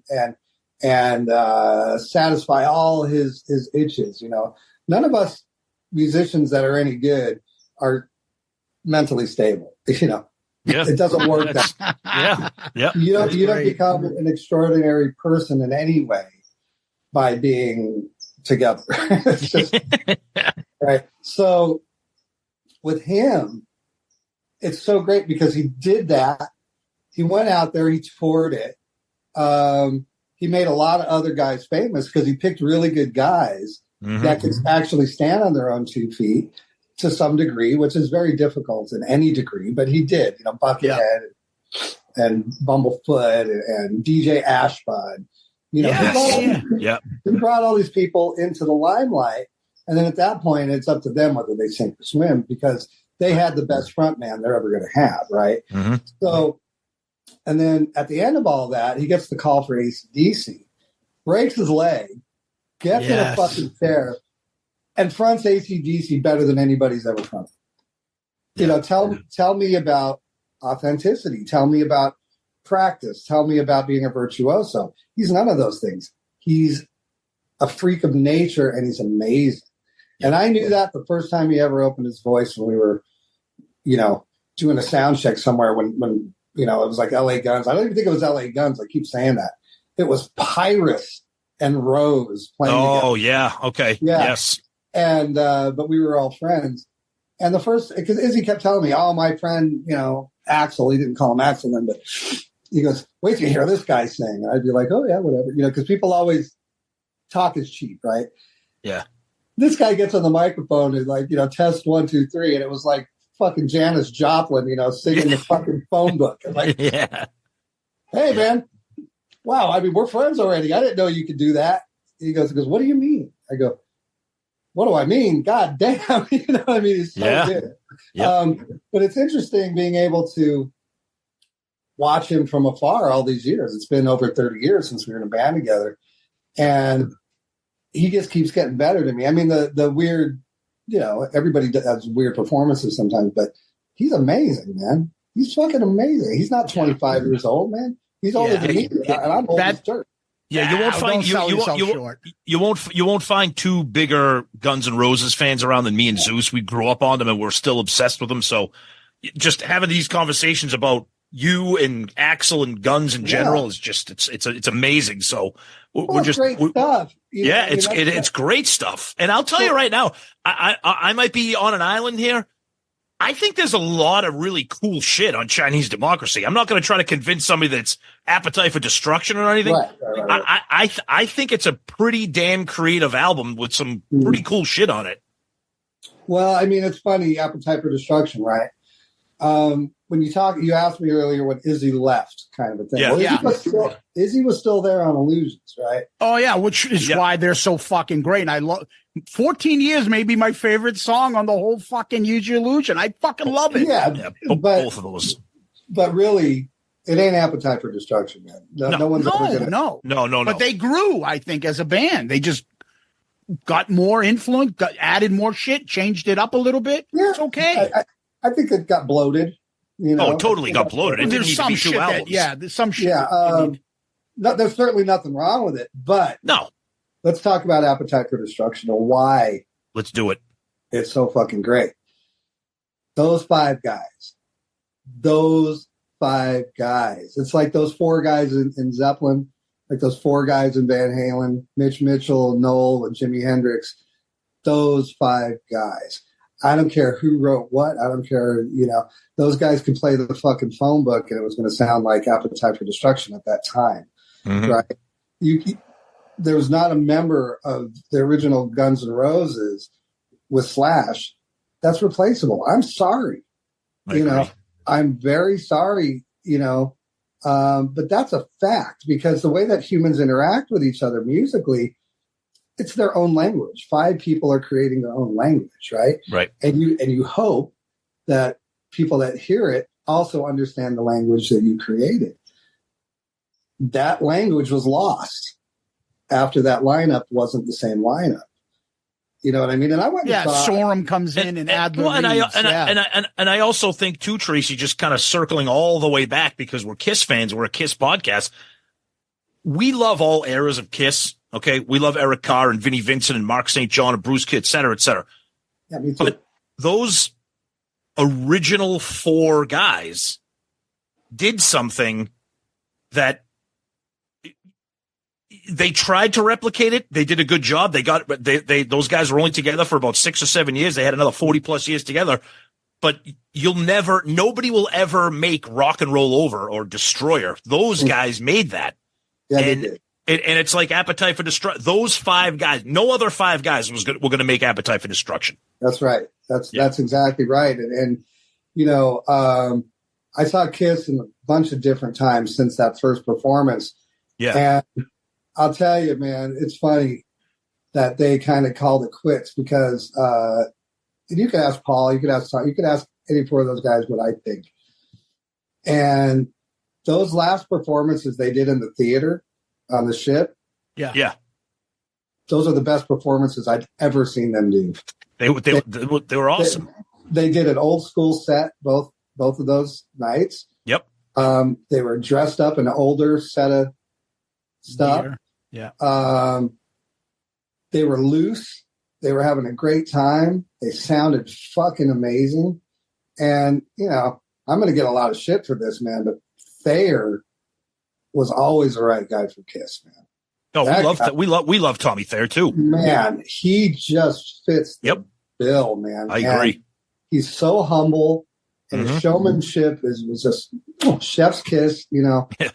and you know, maybe it's because they're my friends. I just support that version, but you know, Eric and Tommy are professionals, man. That's the word you just said right there. That's what we say on the show. They're professional. They were able to have Kiss last the last 20 years without Eric. Oh, absolutely. And Tommy, it would have been a disaster. No doubt. Yeah, and I'll tell you something, a little inside. I talked to Tommy about what those guys play through live, man. And they both have kind of like a different Marshall sound. They're using like Hughes and Kentner or something, but they're using the amps because they were in the studio a long time ago. And the Marshalls that Paul, for example, always liked, they didn't have enough. They wanted something a little extra. So they had these Hughes and Kentners come in. And Tommy told me about another amp too, but I can't remember what he said. But basically, they both set these amps up. Tommy set his amp up, and this is in the recording studio. Yeah. And Paul had his, and they set them to a certain setting where they were just a little bit extra than a Marshall, a little bit more sustained. And Tommy has one pedal that he uses for solos live. Those are the same fucking amps they've used since that fucking day they did that. And they sounded so good live, I had to ask Tom, what are you using? An amp, a distortion pedal, and I don't even think Paul has a distortion pedal for the solos. Wow. Fuck. It sounded so good, man. You know, so, you know, I could say so many bands and guitarists and things are always searching for this and that and the other. And I got to say with Kiss, you know, knowing a little bit on the inside, I know Tommy's tech, man, they're just authentic. That's genuine. It's real, man. There's no spaceships flying out of those guitars, nothing like that. It's just great 70s rock, man. And the performance is great. They looked young. They acted young on stage. I mean, I guess, you know, I know, you know, they're getting less young. But I believe they could still go do more. I think they'll do some like one-offs, do something else. I think they're not going to tour again, but I think they'll do something. Shit, you might see them in Vegas do a couple weeks or something, a residency or something. They should. The thing is, I get it. Like the costumes, they're in their 70s. It's a lot of shit. But fuck it. It's a big commitment. Yeah, just fucking strip it down and do. You don't need to dress up. The fans will come out, you know? Yeah, they don't. I saw them play the pool stage like 4 times, you know, with Gene in his shorts and a hat on. Oh, so good. Yeah. Awesome. And his orthopedic white sneakers. Yes. Yeah. You know, I love, that's one of the things I love about Thayer. You know, he's become such like a, you know, a normal, I mean, he's always been a normal, nice guy, but it's great to see him on stage with the skinny jeans and the white, you know, tennis shoes, the polo shirt on, like the ultimate dad. But it's just, but it's charming. You know what I mean? It's like, it's really charming. And, you know, the other thing is, you know, I always wonder if Jimmy Page has missed the boat of live performance now. You know, he did the Rumble thing the other day. I know. But, you know, it freaks me out, man. Am I never going to see Page live? Fuck.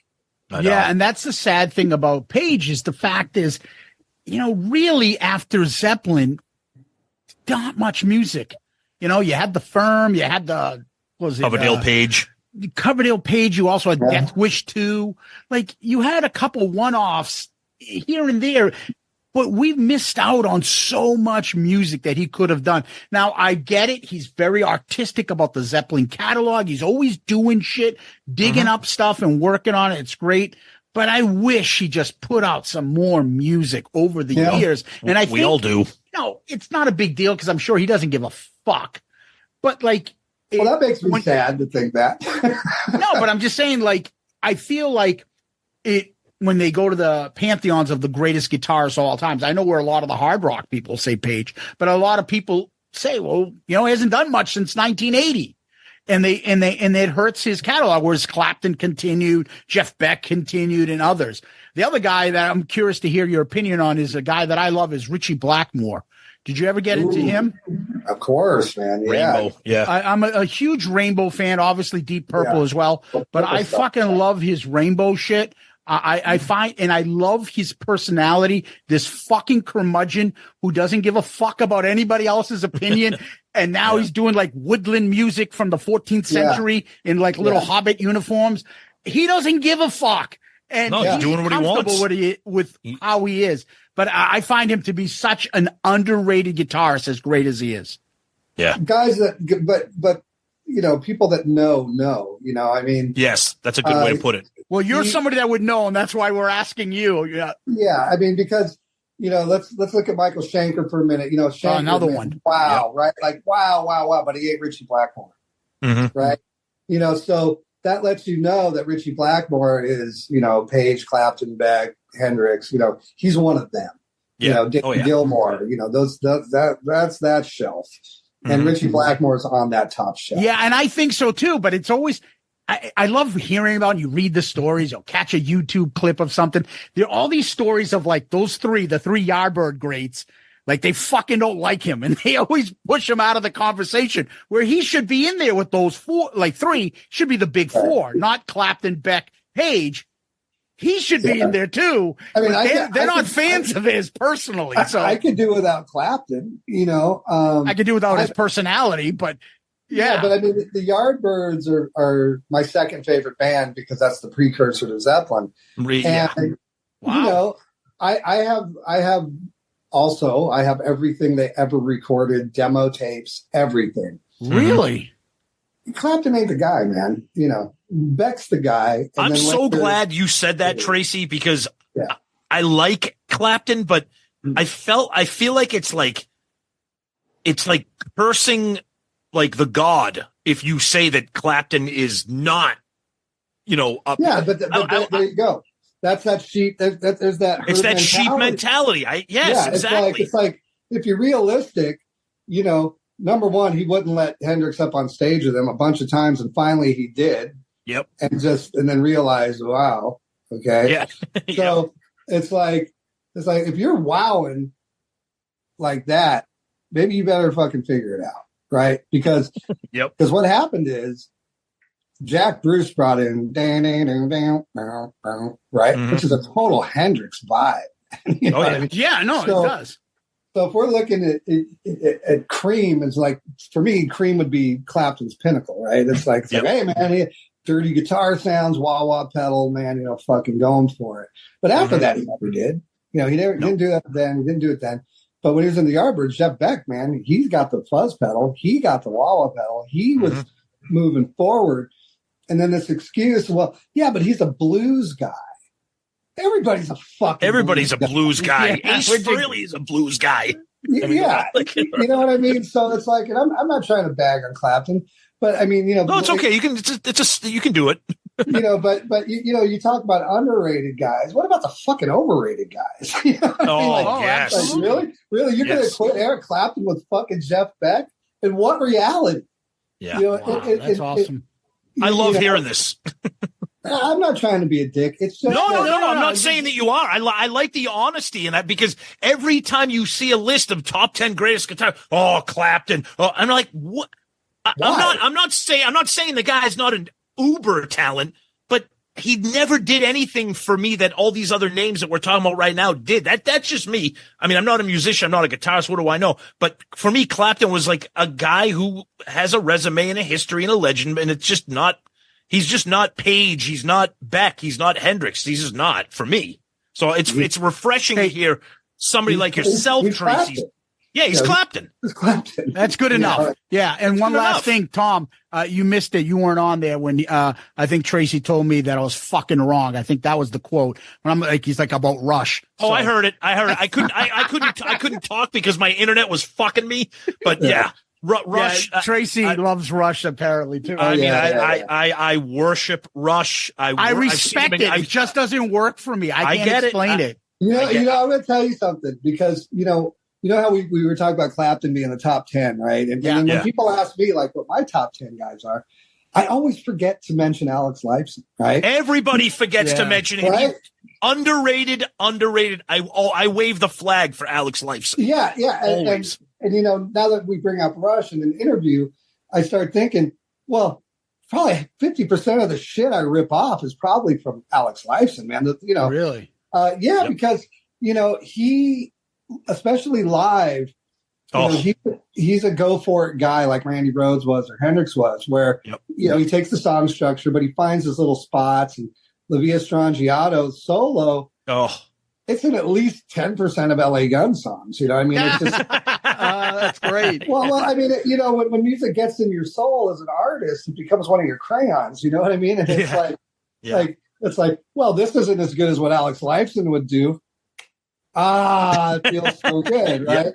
You know, Lifeson, man, like I've always said he's so underrated because when you're with two other incredible musicians. I was going to say when you're in a band with arguably the greatest drummer or the greatest one or two drummer, depending on where you stand. Yeah. And then you get Geddy Lee, who's arguably one of the greatest bass players. I mean, poor Alex Lifeson is like, God damn it, pay attention to me. I kind of say the same thing about Alex Van Halen as a drummer. No one ever talks about how amazing he is as a drummer because he's got Van Halen he's got Eddie as his guitar player. It's just, you know, the life these guys have. I mean, we wish we had their problems. But that just proves the whole psychological, you know, element with art. You know what I mean? Is you know, we're told to worship Jimmy Page. We're told to worship this guy and that guy. But if people don't tell us, hey, you're forgetting about Alex, you're forgetting about Alex. Same with like Dave Murray from Iron Maiden, man. He's one of my top guys. I always forget. But I can't tell them apart. I don't listen to enough Iron Maiden. I can't tell between him and Adrian the early Smith. Stuff. But who's doing what? So I'm always the guitarist from Iron Maiden. Which one of them? I don't know. But this song is incredible. Right. I mean, the early stuff, it's real evident. Like the early stuff, the first two records and Number of the Beast, those first three records, it's very Dennis Stratton, then Adrian, but always Dave. And Dave is the guy that's underwater, you know, that's just like, whoa, you know, he's the guy that really brings that, you know, dare I say, bluesy feel to Iron Maiden music. You know, he's really unique in his sound and his approach. You know, within, like we talk about, within the confines of a song and what a song needs, not what a virtuoso needs, but what does a song need? Perfectly stated. Yep. And Alex Lifeson and Dave Murray, man, they're the top of the game, man. You know, same with Gary Moore. You know, I mean, his blues shit is blues shit, and he was dynamite. But his rock shit is like, holy, great songs, great vocals, great solos, nothing extended. You know what I mean? Nothing boring. You know, and that's, you know, if you're going to be a Kiss fan, that's a great reason to be a Kiss fan. Don't bore us. Get to the chorus. Yes. You know, short songs. Still hard hitting. That's Paul's line. That's Paul's line in his book. I think he said, "Is it really bore us to the core and get us to the chorus?" Yeah, and that's why we've had Desmond Child on here and we've talked to him about it. It's like there's nobody that has a hook or a chorus as catchy as fucking Paul Stanley. If I had to put, I say this all the time, if I had to put my money on someone's going to write a song that I know I will like, I will give it to Paul Stanley and bet my life that he's going to write something that I'm going to like because I love his style. Just give me some catchy, you know, maybe some cheesy lyrics and stuff in there, fun, and then hit me with the fun blasting chorus that makes sense, you know. And I think it works. He's a genius at it. I think. He is a genius. I mean, obviously, you know, right? I don't know as many pop bands that have sold as many pop records as Kiss, right? They're huge. I'll tell you something really funny about Gene. When we were putting Brides of Destruction together, Gene wanted to be involved somehow, as he always does. You know, he brought me songs for Hollywood Vampires, and we both listened to them, and we looked at each other, and he goes, "You don't like these," you know. He's a very realistic guy, but he calls Nikki. He goes, "I know what your new band should be called with Tracy." And Nikki goes, "Yeah, we're thinking about something like, you know, flames blowing out your ass," or, you know, some shit. And Gene goes, I remember Nikki telling me that. He goes, No. Your band's going to be called Popcorn. Oh, Nikki's what? like, okay, well, why popcorn? Well, you should think of something that everybody likes and is simple to remember and kind of makes people chuckle. Gotta love Gene. Gotta love Gene. That was that. And that was that. And so I think that's the name of his little dog. Is it really? Yeah, I think he always calls him popcorn farts. The little dog that he has.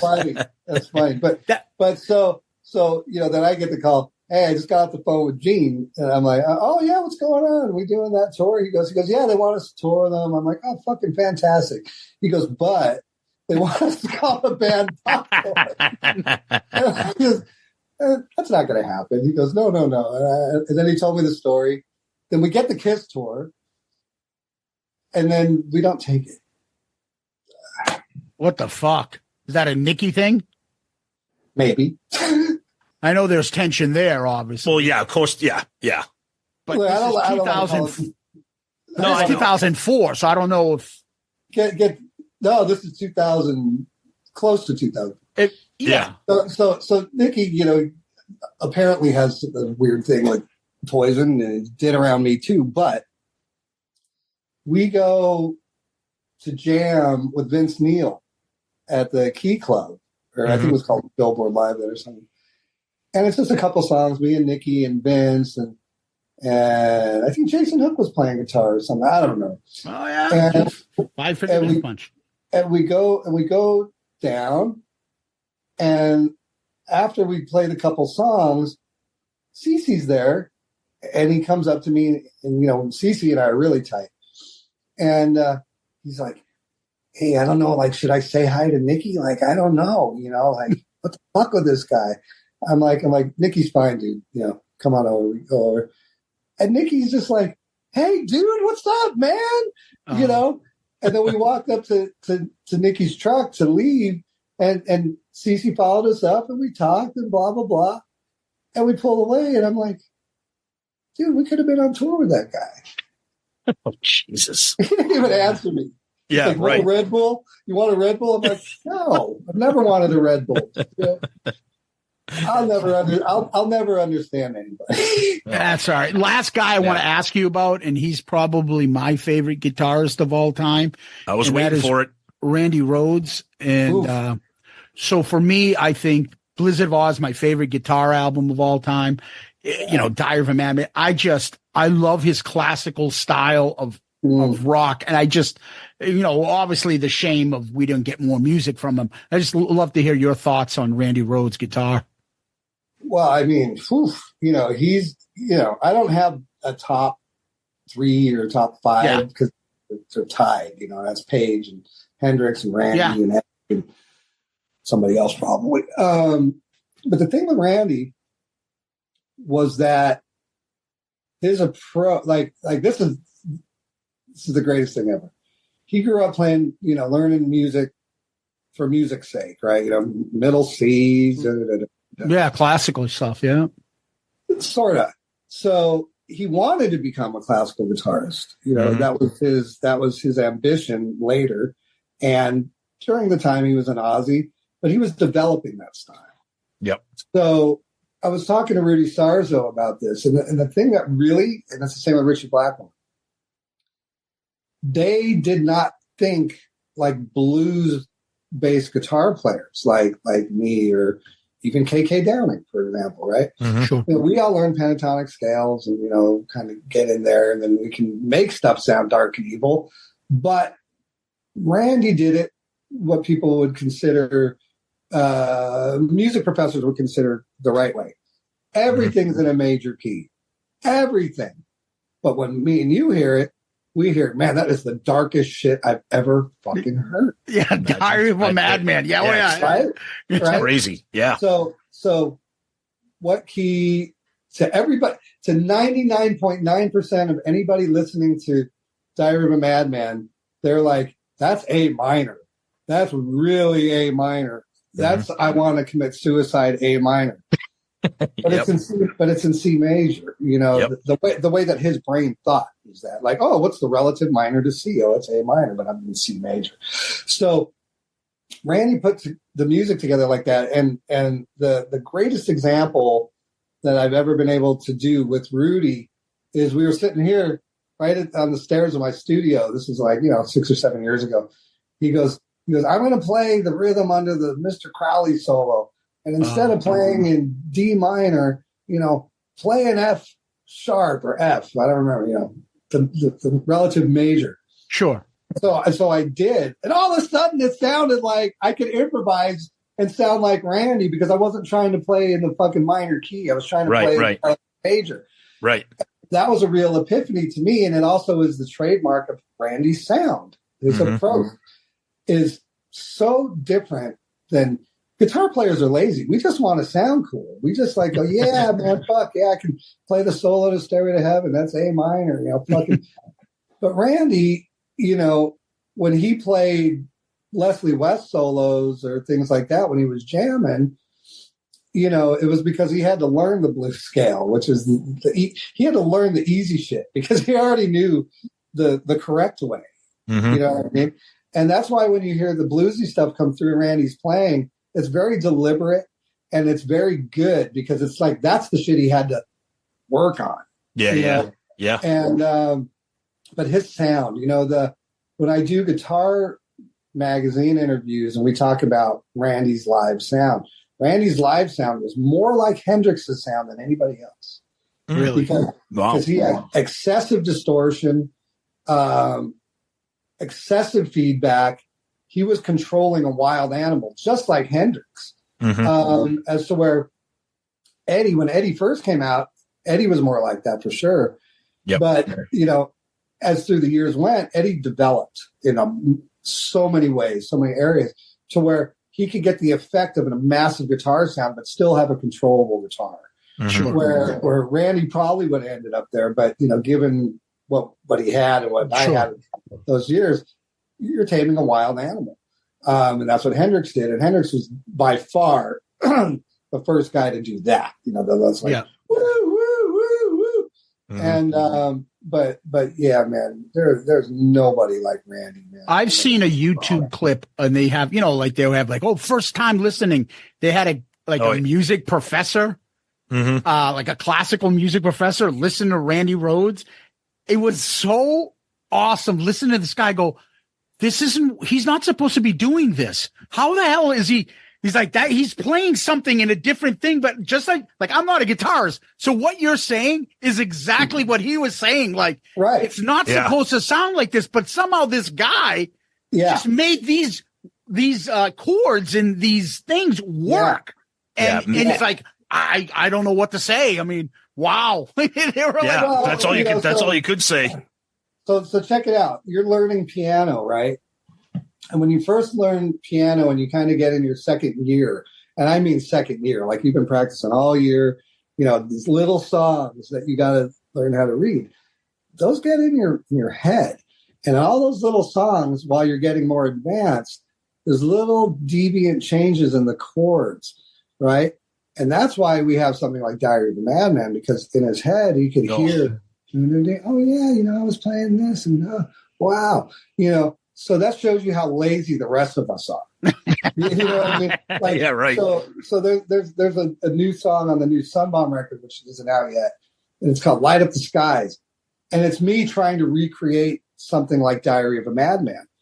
And with all these chords, but I wouldn't have been able to do that 10 years ago, 15 years ago, 20 years ago, because I didn't have the worms. I didn't know how the chords worked. I didn't know all these things.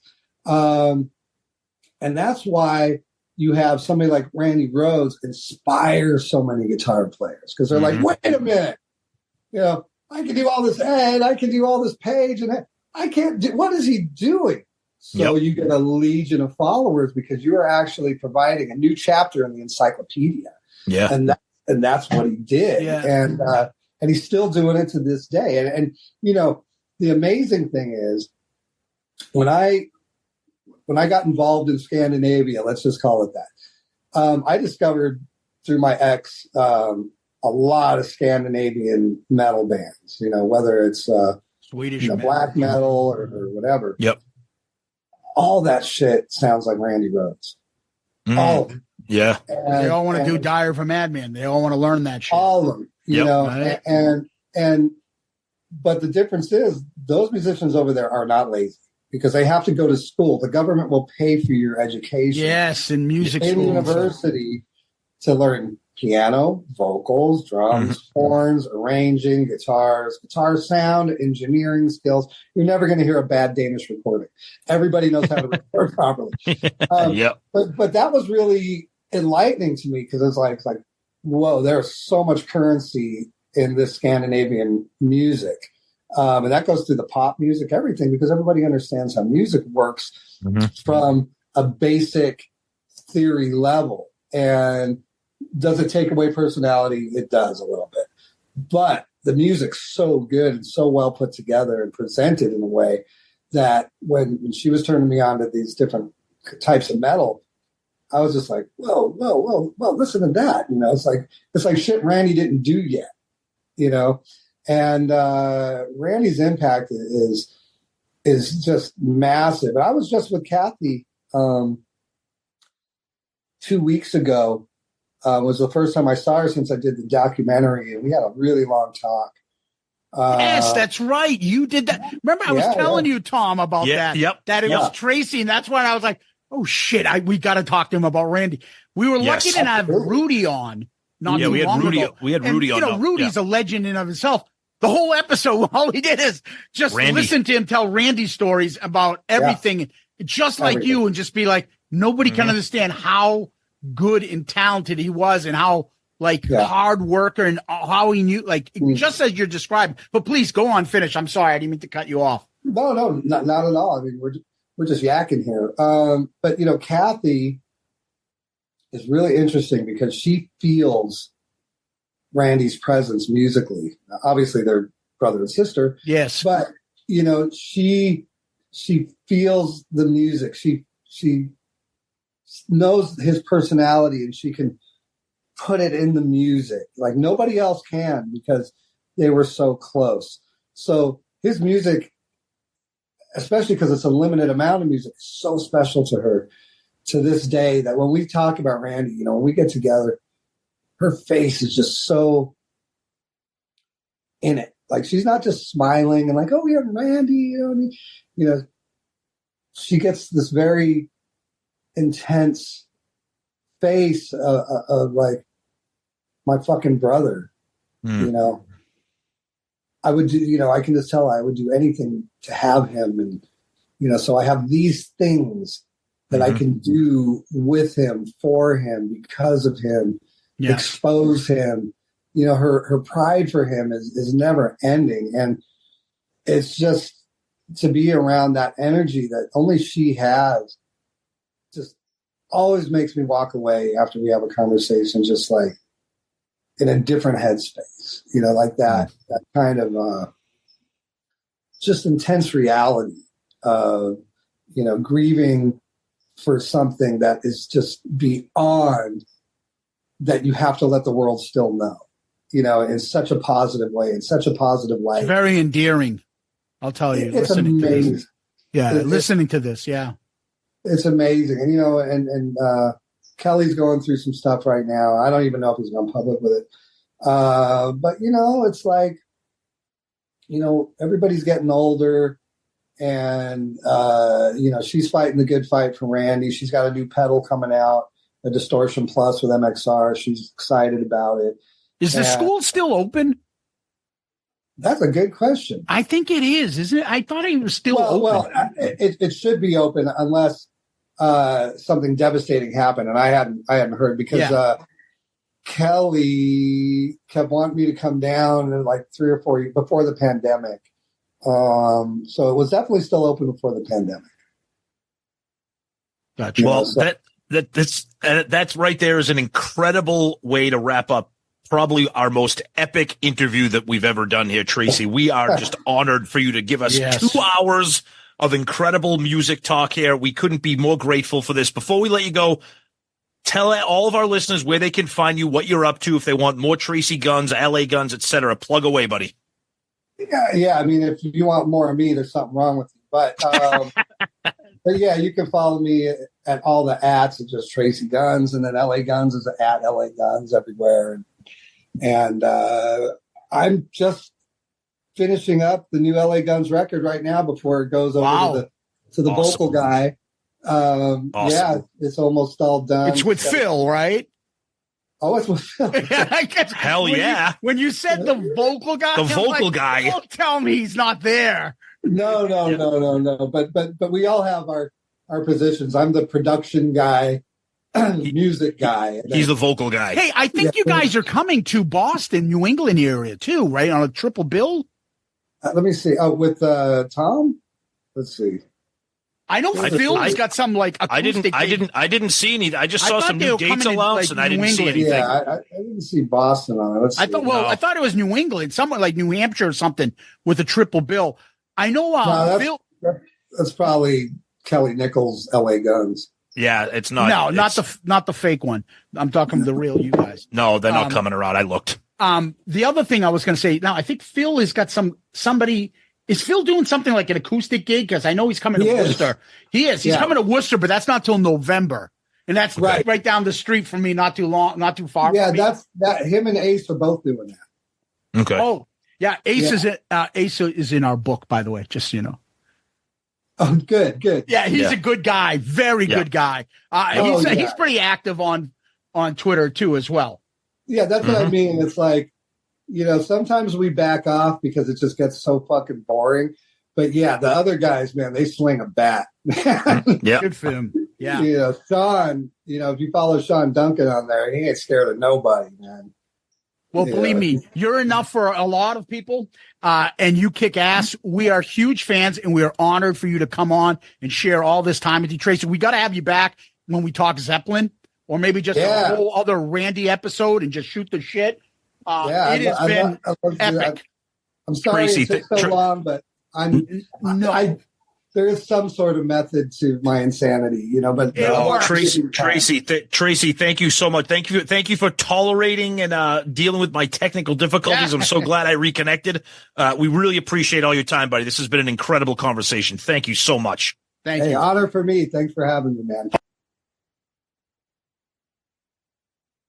Tom, that was Tracy Guns. Thoughts? Honestly, incredible to have an interview for 2 full hours and talk about everything ranging from KISS to some social issues, some global issues, social media issues, musicians, guitarists. You name just an incredible conversation, and I couldn't believe that 2 hours went by. It was stunning, and we're so grateful for Tracy. Couple times during the conversation, we kind of had to steer the bus back onto the road, but that's okay. But I loved it. I was enamored with the conversation. I love hearing thoughtful discourse on topics. If somebody that I disagree with, if they're well informed and passionate about what they're talking about, I'm all in on it. And that, and just talking about Randy Rhoads and all these bands and obviously the KISS stuff, just amazing. Really, really grateful for his time. Yeah, I just got a kick out of it between the craziness of Ted Nugent and the shit that he was saying. God, yeah. His love of Led Zeppelin. Yep. His fucking conversation about the great guitarist when he gets into the whole Jeff Beck, Eric Clapton conversation, Richie Blackmore. Then he gives us that incredible conversation about Randy Rhoads. And then we still have the KISS stuff that we talked about in his respect for Tommy and Paul and Gene and Eric. It was just, we could have gone on longer. We just felt bad. Yeah, exactly. So it was amazing. We hope you guys liked it. We'll have him back because there's just so much we could always talk to him about. And Tom, what we do next is we go to Question of the Week. All right, and this one comes from our good friend John Rostano, Mr. Antonio 2005 Junior Vintage, all of his little tag names. Talking about the Kiss My Ass album, so this is a nice timely one. And Zeus, you're going to like this because the question starts off was saying, imagine if you were in a time machine.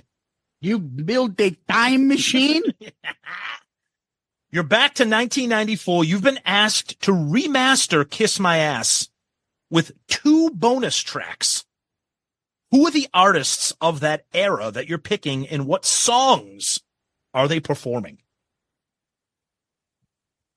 All right. I think we already discussed it in the previous episode, and that is Alice in Chains. Yep. Doing Black Diamond. And then let me go with how about Nirvana doing Lick It Up? Oh my God, that'd be kind of funny. Yeah. Yeah. All right, I'm actually going to go with Alice in Chains. I may have mentioned this. I think I'm going to do Alice in Chains with Strange Ways. Just kind of like something kind of like from that Dirt era. And then I'm going to get a little weird and creative because in 1994, the Beastie Boys were still kicking ass, one of my favorite bands. I'm going to have them do All Hell's Breaking Loose only because of the little rap part that Paul does. I think would be hilarious to hear like Mike D do that and then have them go into the chorus as the band of the Beastie Boys. I think they'll be fucking hilarious. But I think this will be interesting if we do start to tap into these tribute albums, because some of them are really good. Some of them are interesting. And I think we could have some fun with them. But anyways, John Restano, great question, buddy. We always appreciate the support and the contributions. Thank you. Tom, where can people find us? Always go to the website, shoutitoutloudcast.com. That's where you can find all of our episodes. Shout It Out Loudcast, Dorm Damage, Album Review Crew, Zeppelin Chronicles. Everything's there. Click on all the links to our social media. We're very active on all those: Twitter, Facebook, Instagram, YouTube, TikTok. And you can click on our Amazon shopping link, our Shout It Out Loudcast merch page, some new Ace Cult shirts out there. We've been posting on our social media. You can click on links to all of our amazing guests, and it'll take you to their social media or their websites, whatever they have. So please check that out. And of course, if you want your question of the week read, we do one every week. And then at the end of the year, we pull together our mailbag. So please continue to fire away with questions. And you can do that pretty much anyway, but we always say the best way is probably email. So do that at shoutitoutloudcast@gmail.com is our email. So please do that. And again, I already mentioned all of our social media and our amazing Patreon. Thank you again, Nicolino, for joining the family. Much appreciated for that. And we always like to say that we are a proud member of the Pantheon Podcast Network of shows. You can always DM us on Twitter, Facebook, Instagram. We're on Threads, TikTok. Check out the Spotify playlist where you can listen to Tom's playlist created for each episode. We want you to subscribe to our YouTube channel, which consistently grows, and give us one of those 5-star child reviews. We got a new one, Tom, and we like to see these things keep coming. So thank you for that. This one's from AJ White, New Hampshire. Yeah, AJ. Now, AJ and his buddies have created a podcast, which I've listened to, and it's pretty good. And that podcast is called Pastimes at 80s High. So it's a lot of nostalgia and stuff. Love that. And check them out wherever you get your podcast, Pastimes at 80s High. Nice little pun there. I love that. AJ White says 5 stars. Without question, the best KISS podcast going. Tom and Zeus are genuine as you can get. It's so refreshing to hear people talk about KISS without bending over backwards to agree with everything they do. Honest, funny, informative, and just friggin' fun all around. Keep up the amazing work. Wow. Thanks, AJ. You are super cool, and your podcast is great, and people should check them out. Yeah, thank you so much for the long-time support, buddy. Really appreciate it, and good luck with the podcast. It's great. Love the name. So please, everybody, check it out. Give AJ some support. Yeah, and I can't wait till you end up being like us, miserable curmudgeons, and telling people to fuck off. That'll happen soon. Well, I don't know. AJ's a nice guy. I don't know if he has that in him, but we'll see. We'll find out soon enough. AJ, wish you best of luck. And please, anybody that can, give us a 5-star review on Apple Podcasts. That helps us out a lot. And we certainly will give you a shout out if you do. Mm-hmm. Tom, people can go to the website, shoutitoutloudcast.com, shoutitoutloudcast.com. And we always end on famous last words. Next to you, I feel I'm all alone. Love's turned to stone. Ooh, yeah. Cross my heart and hope to cry. Well, I'm not going to die. Without you, it's aces high. I'm always high, Tom. No shit. Girl, it's been so long. Tell me, Tell me, how could it be? One of us knows that the two of us don't belong in each other's company. Yeah. Tracii Guns, Tom, Kiss Army, Loudcasters, thank you. Tracii Guns, so grateful for your time. Thank you so much. An amazing, amazing time spent with you. Great interview. Everybody out there, thank you so much. Patreons, Loudcasters, Kiss Tards, everybody, you guys rule. Zeus, as always, my friend, thank you. Peace out, Girl Scout. Hit the music. What I'd like now is for all you fat, out-of-shape, worldwide Kiss Tards to keep the noise down while I show your ladies what a real sexy man looks like. Listen, all you people out there sitting on rented furniture, settle down. Cut the music. Anybody seen Richie? Anybody know why Richie did Bobby Lupo?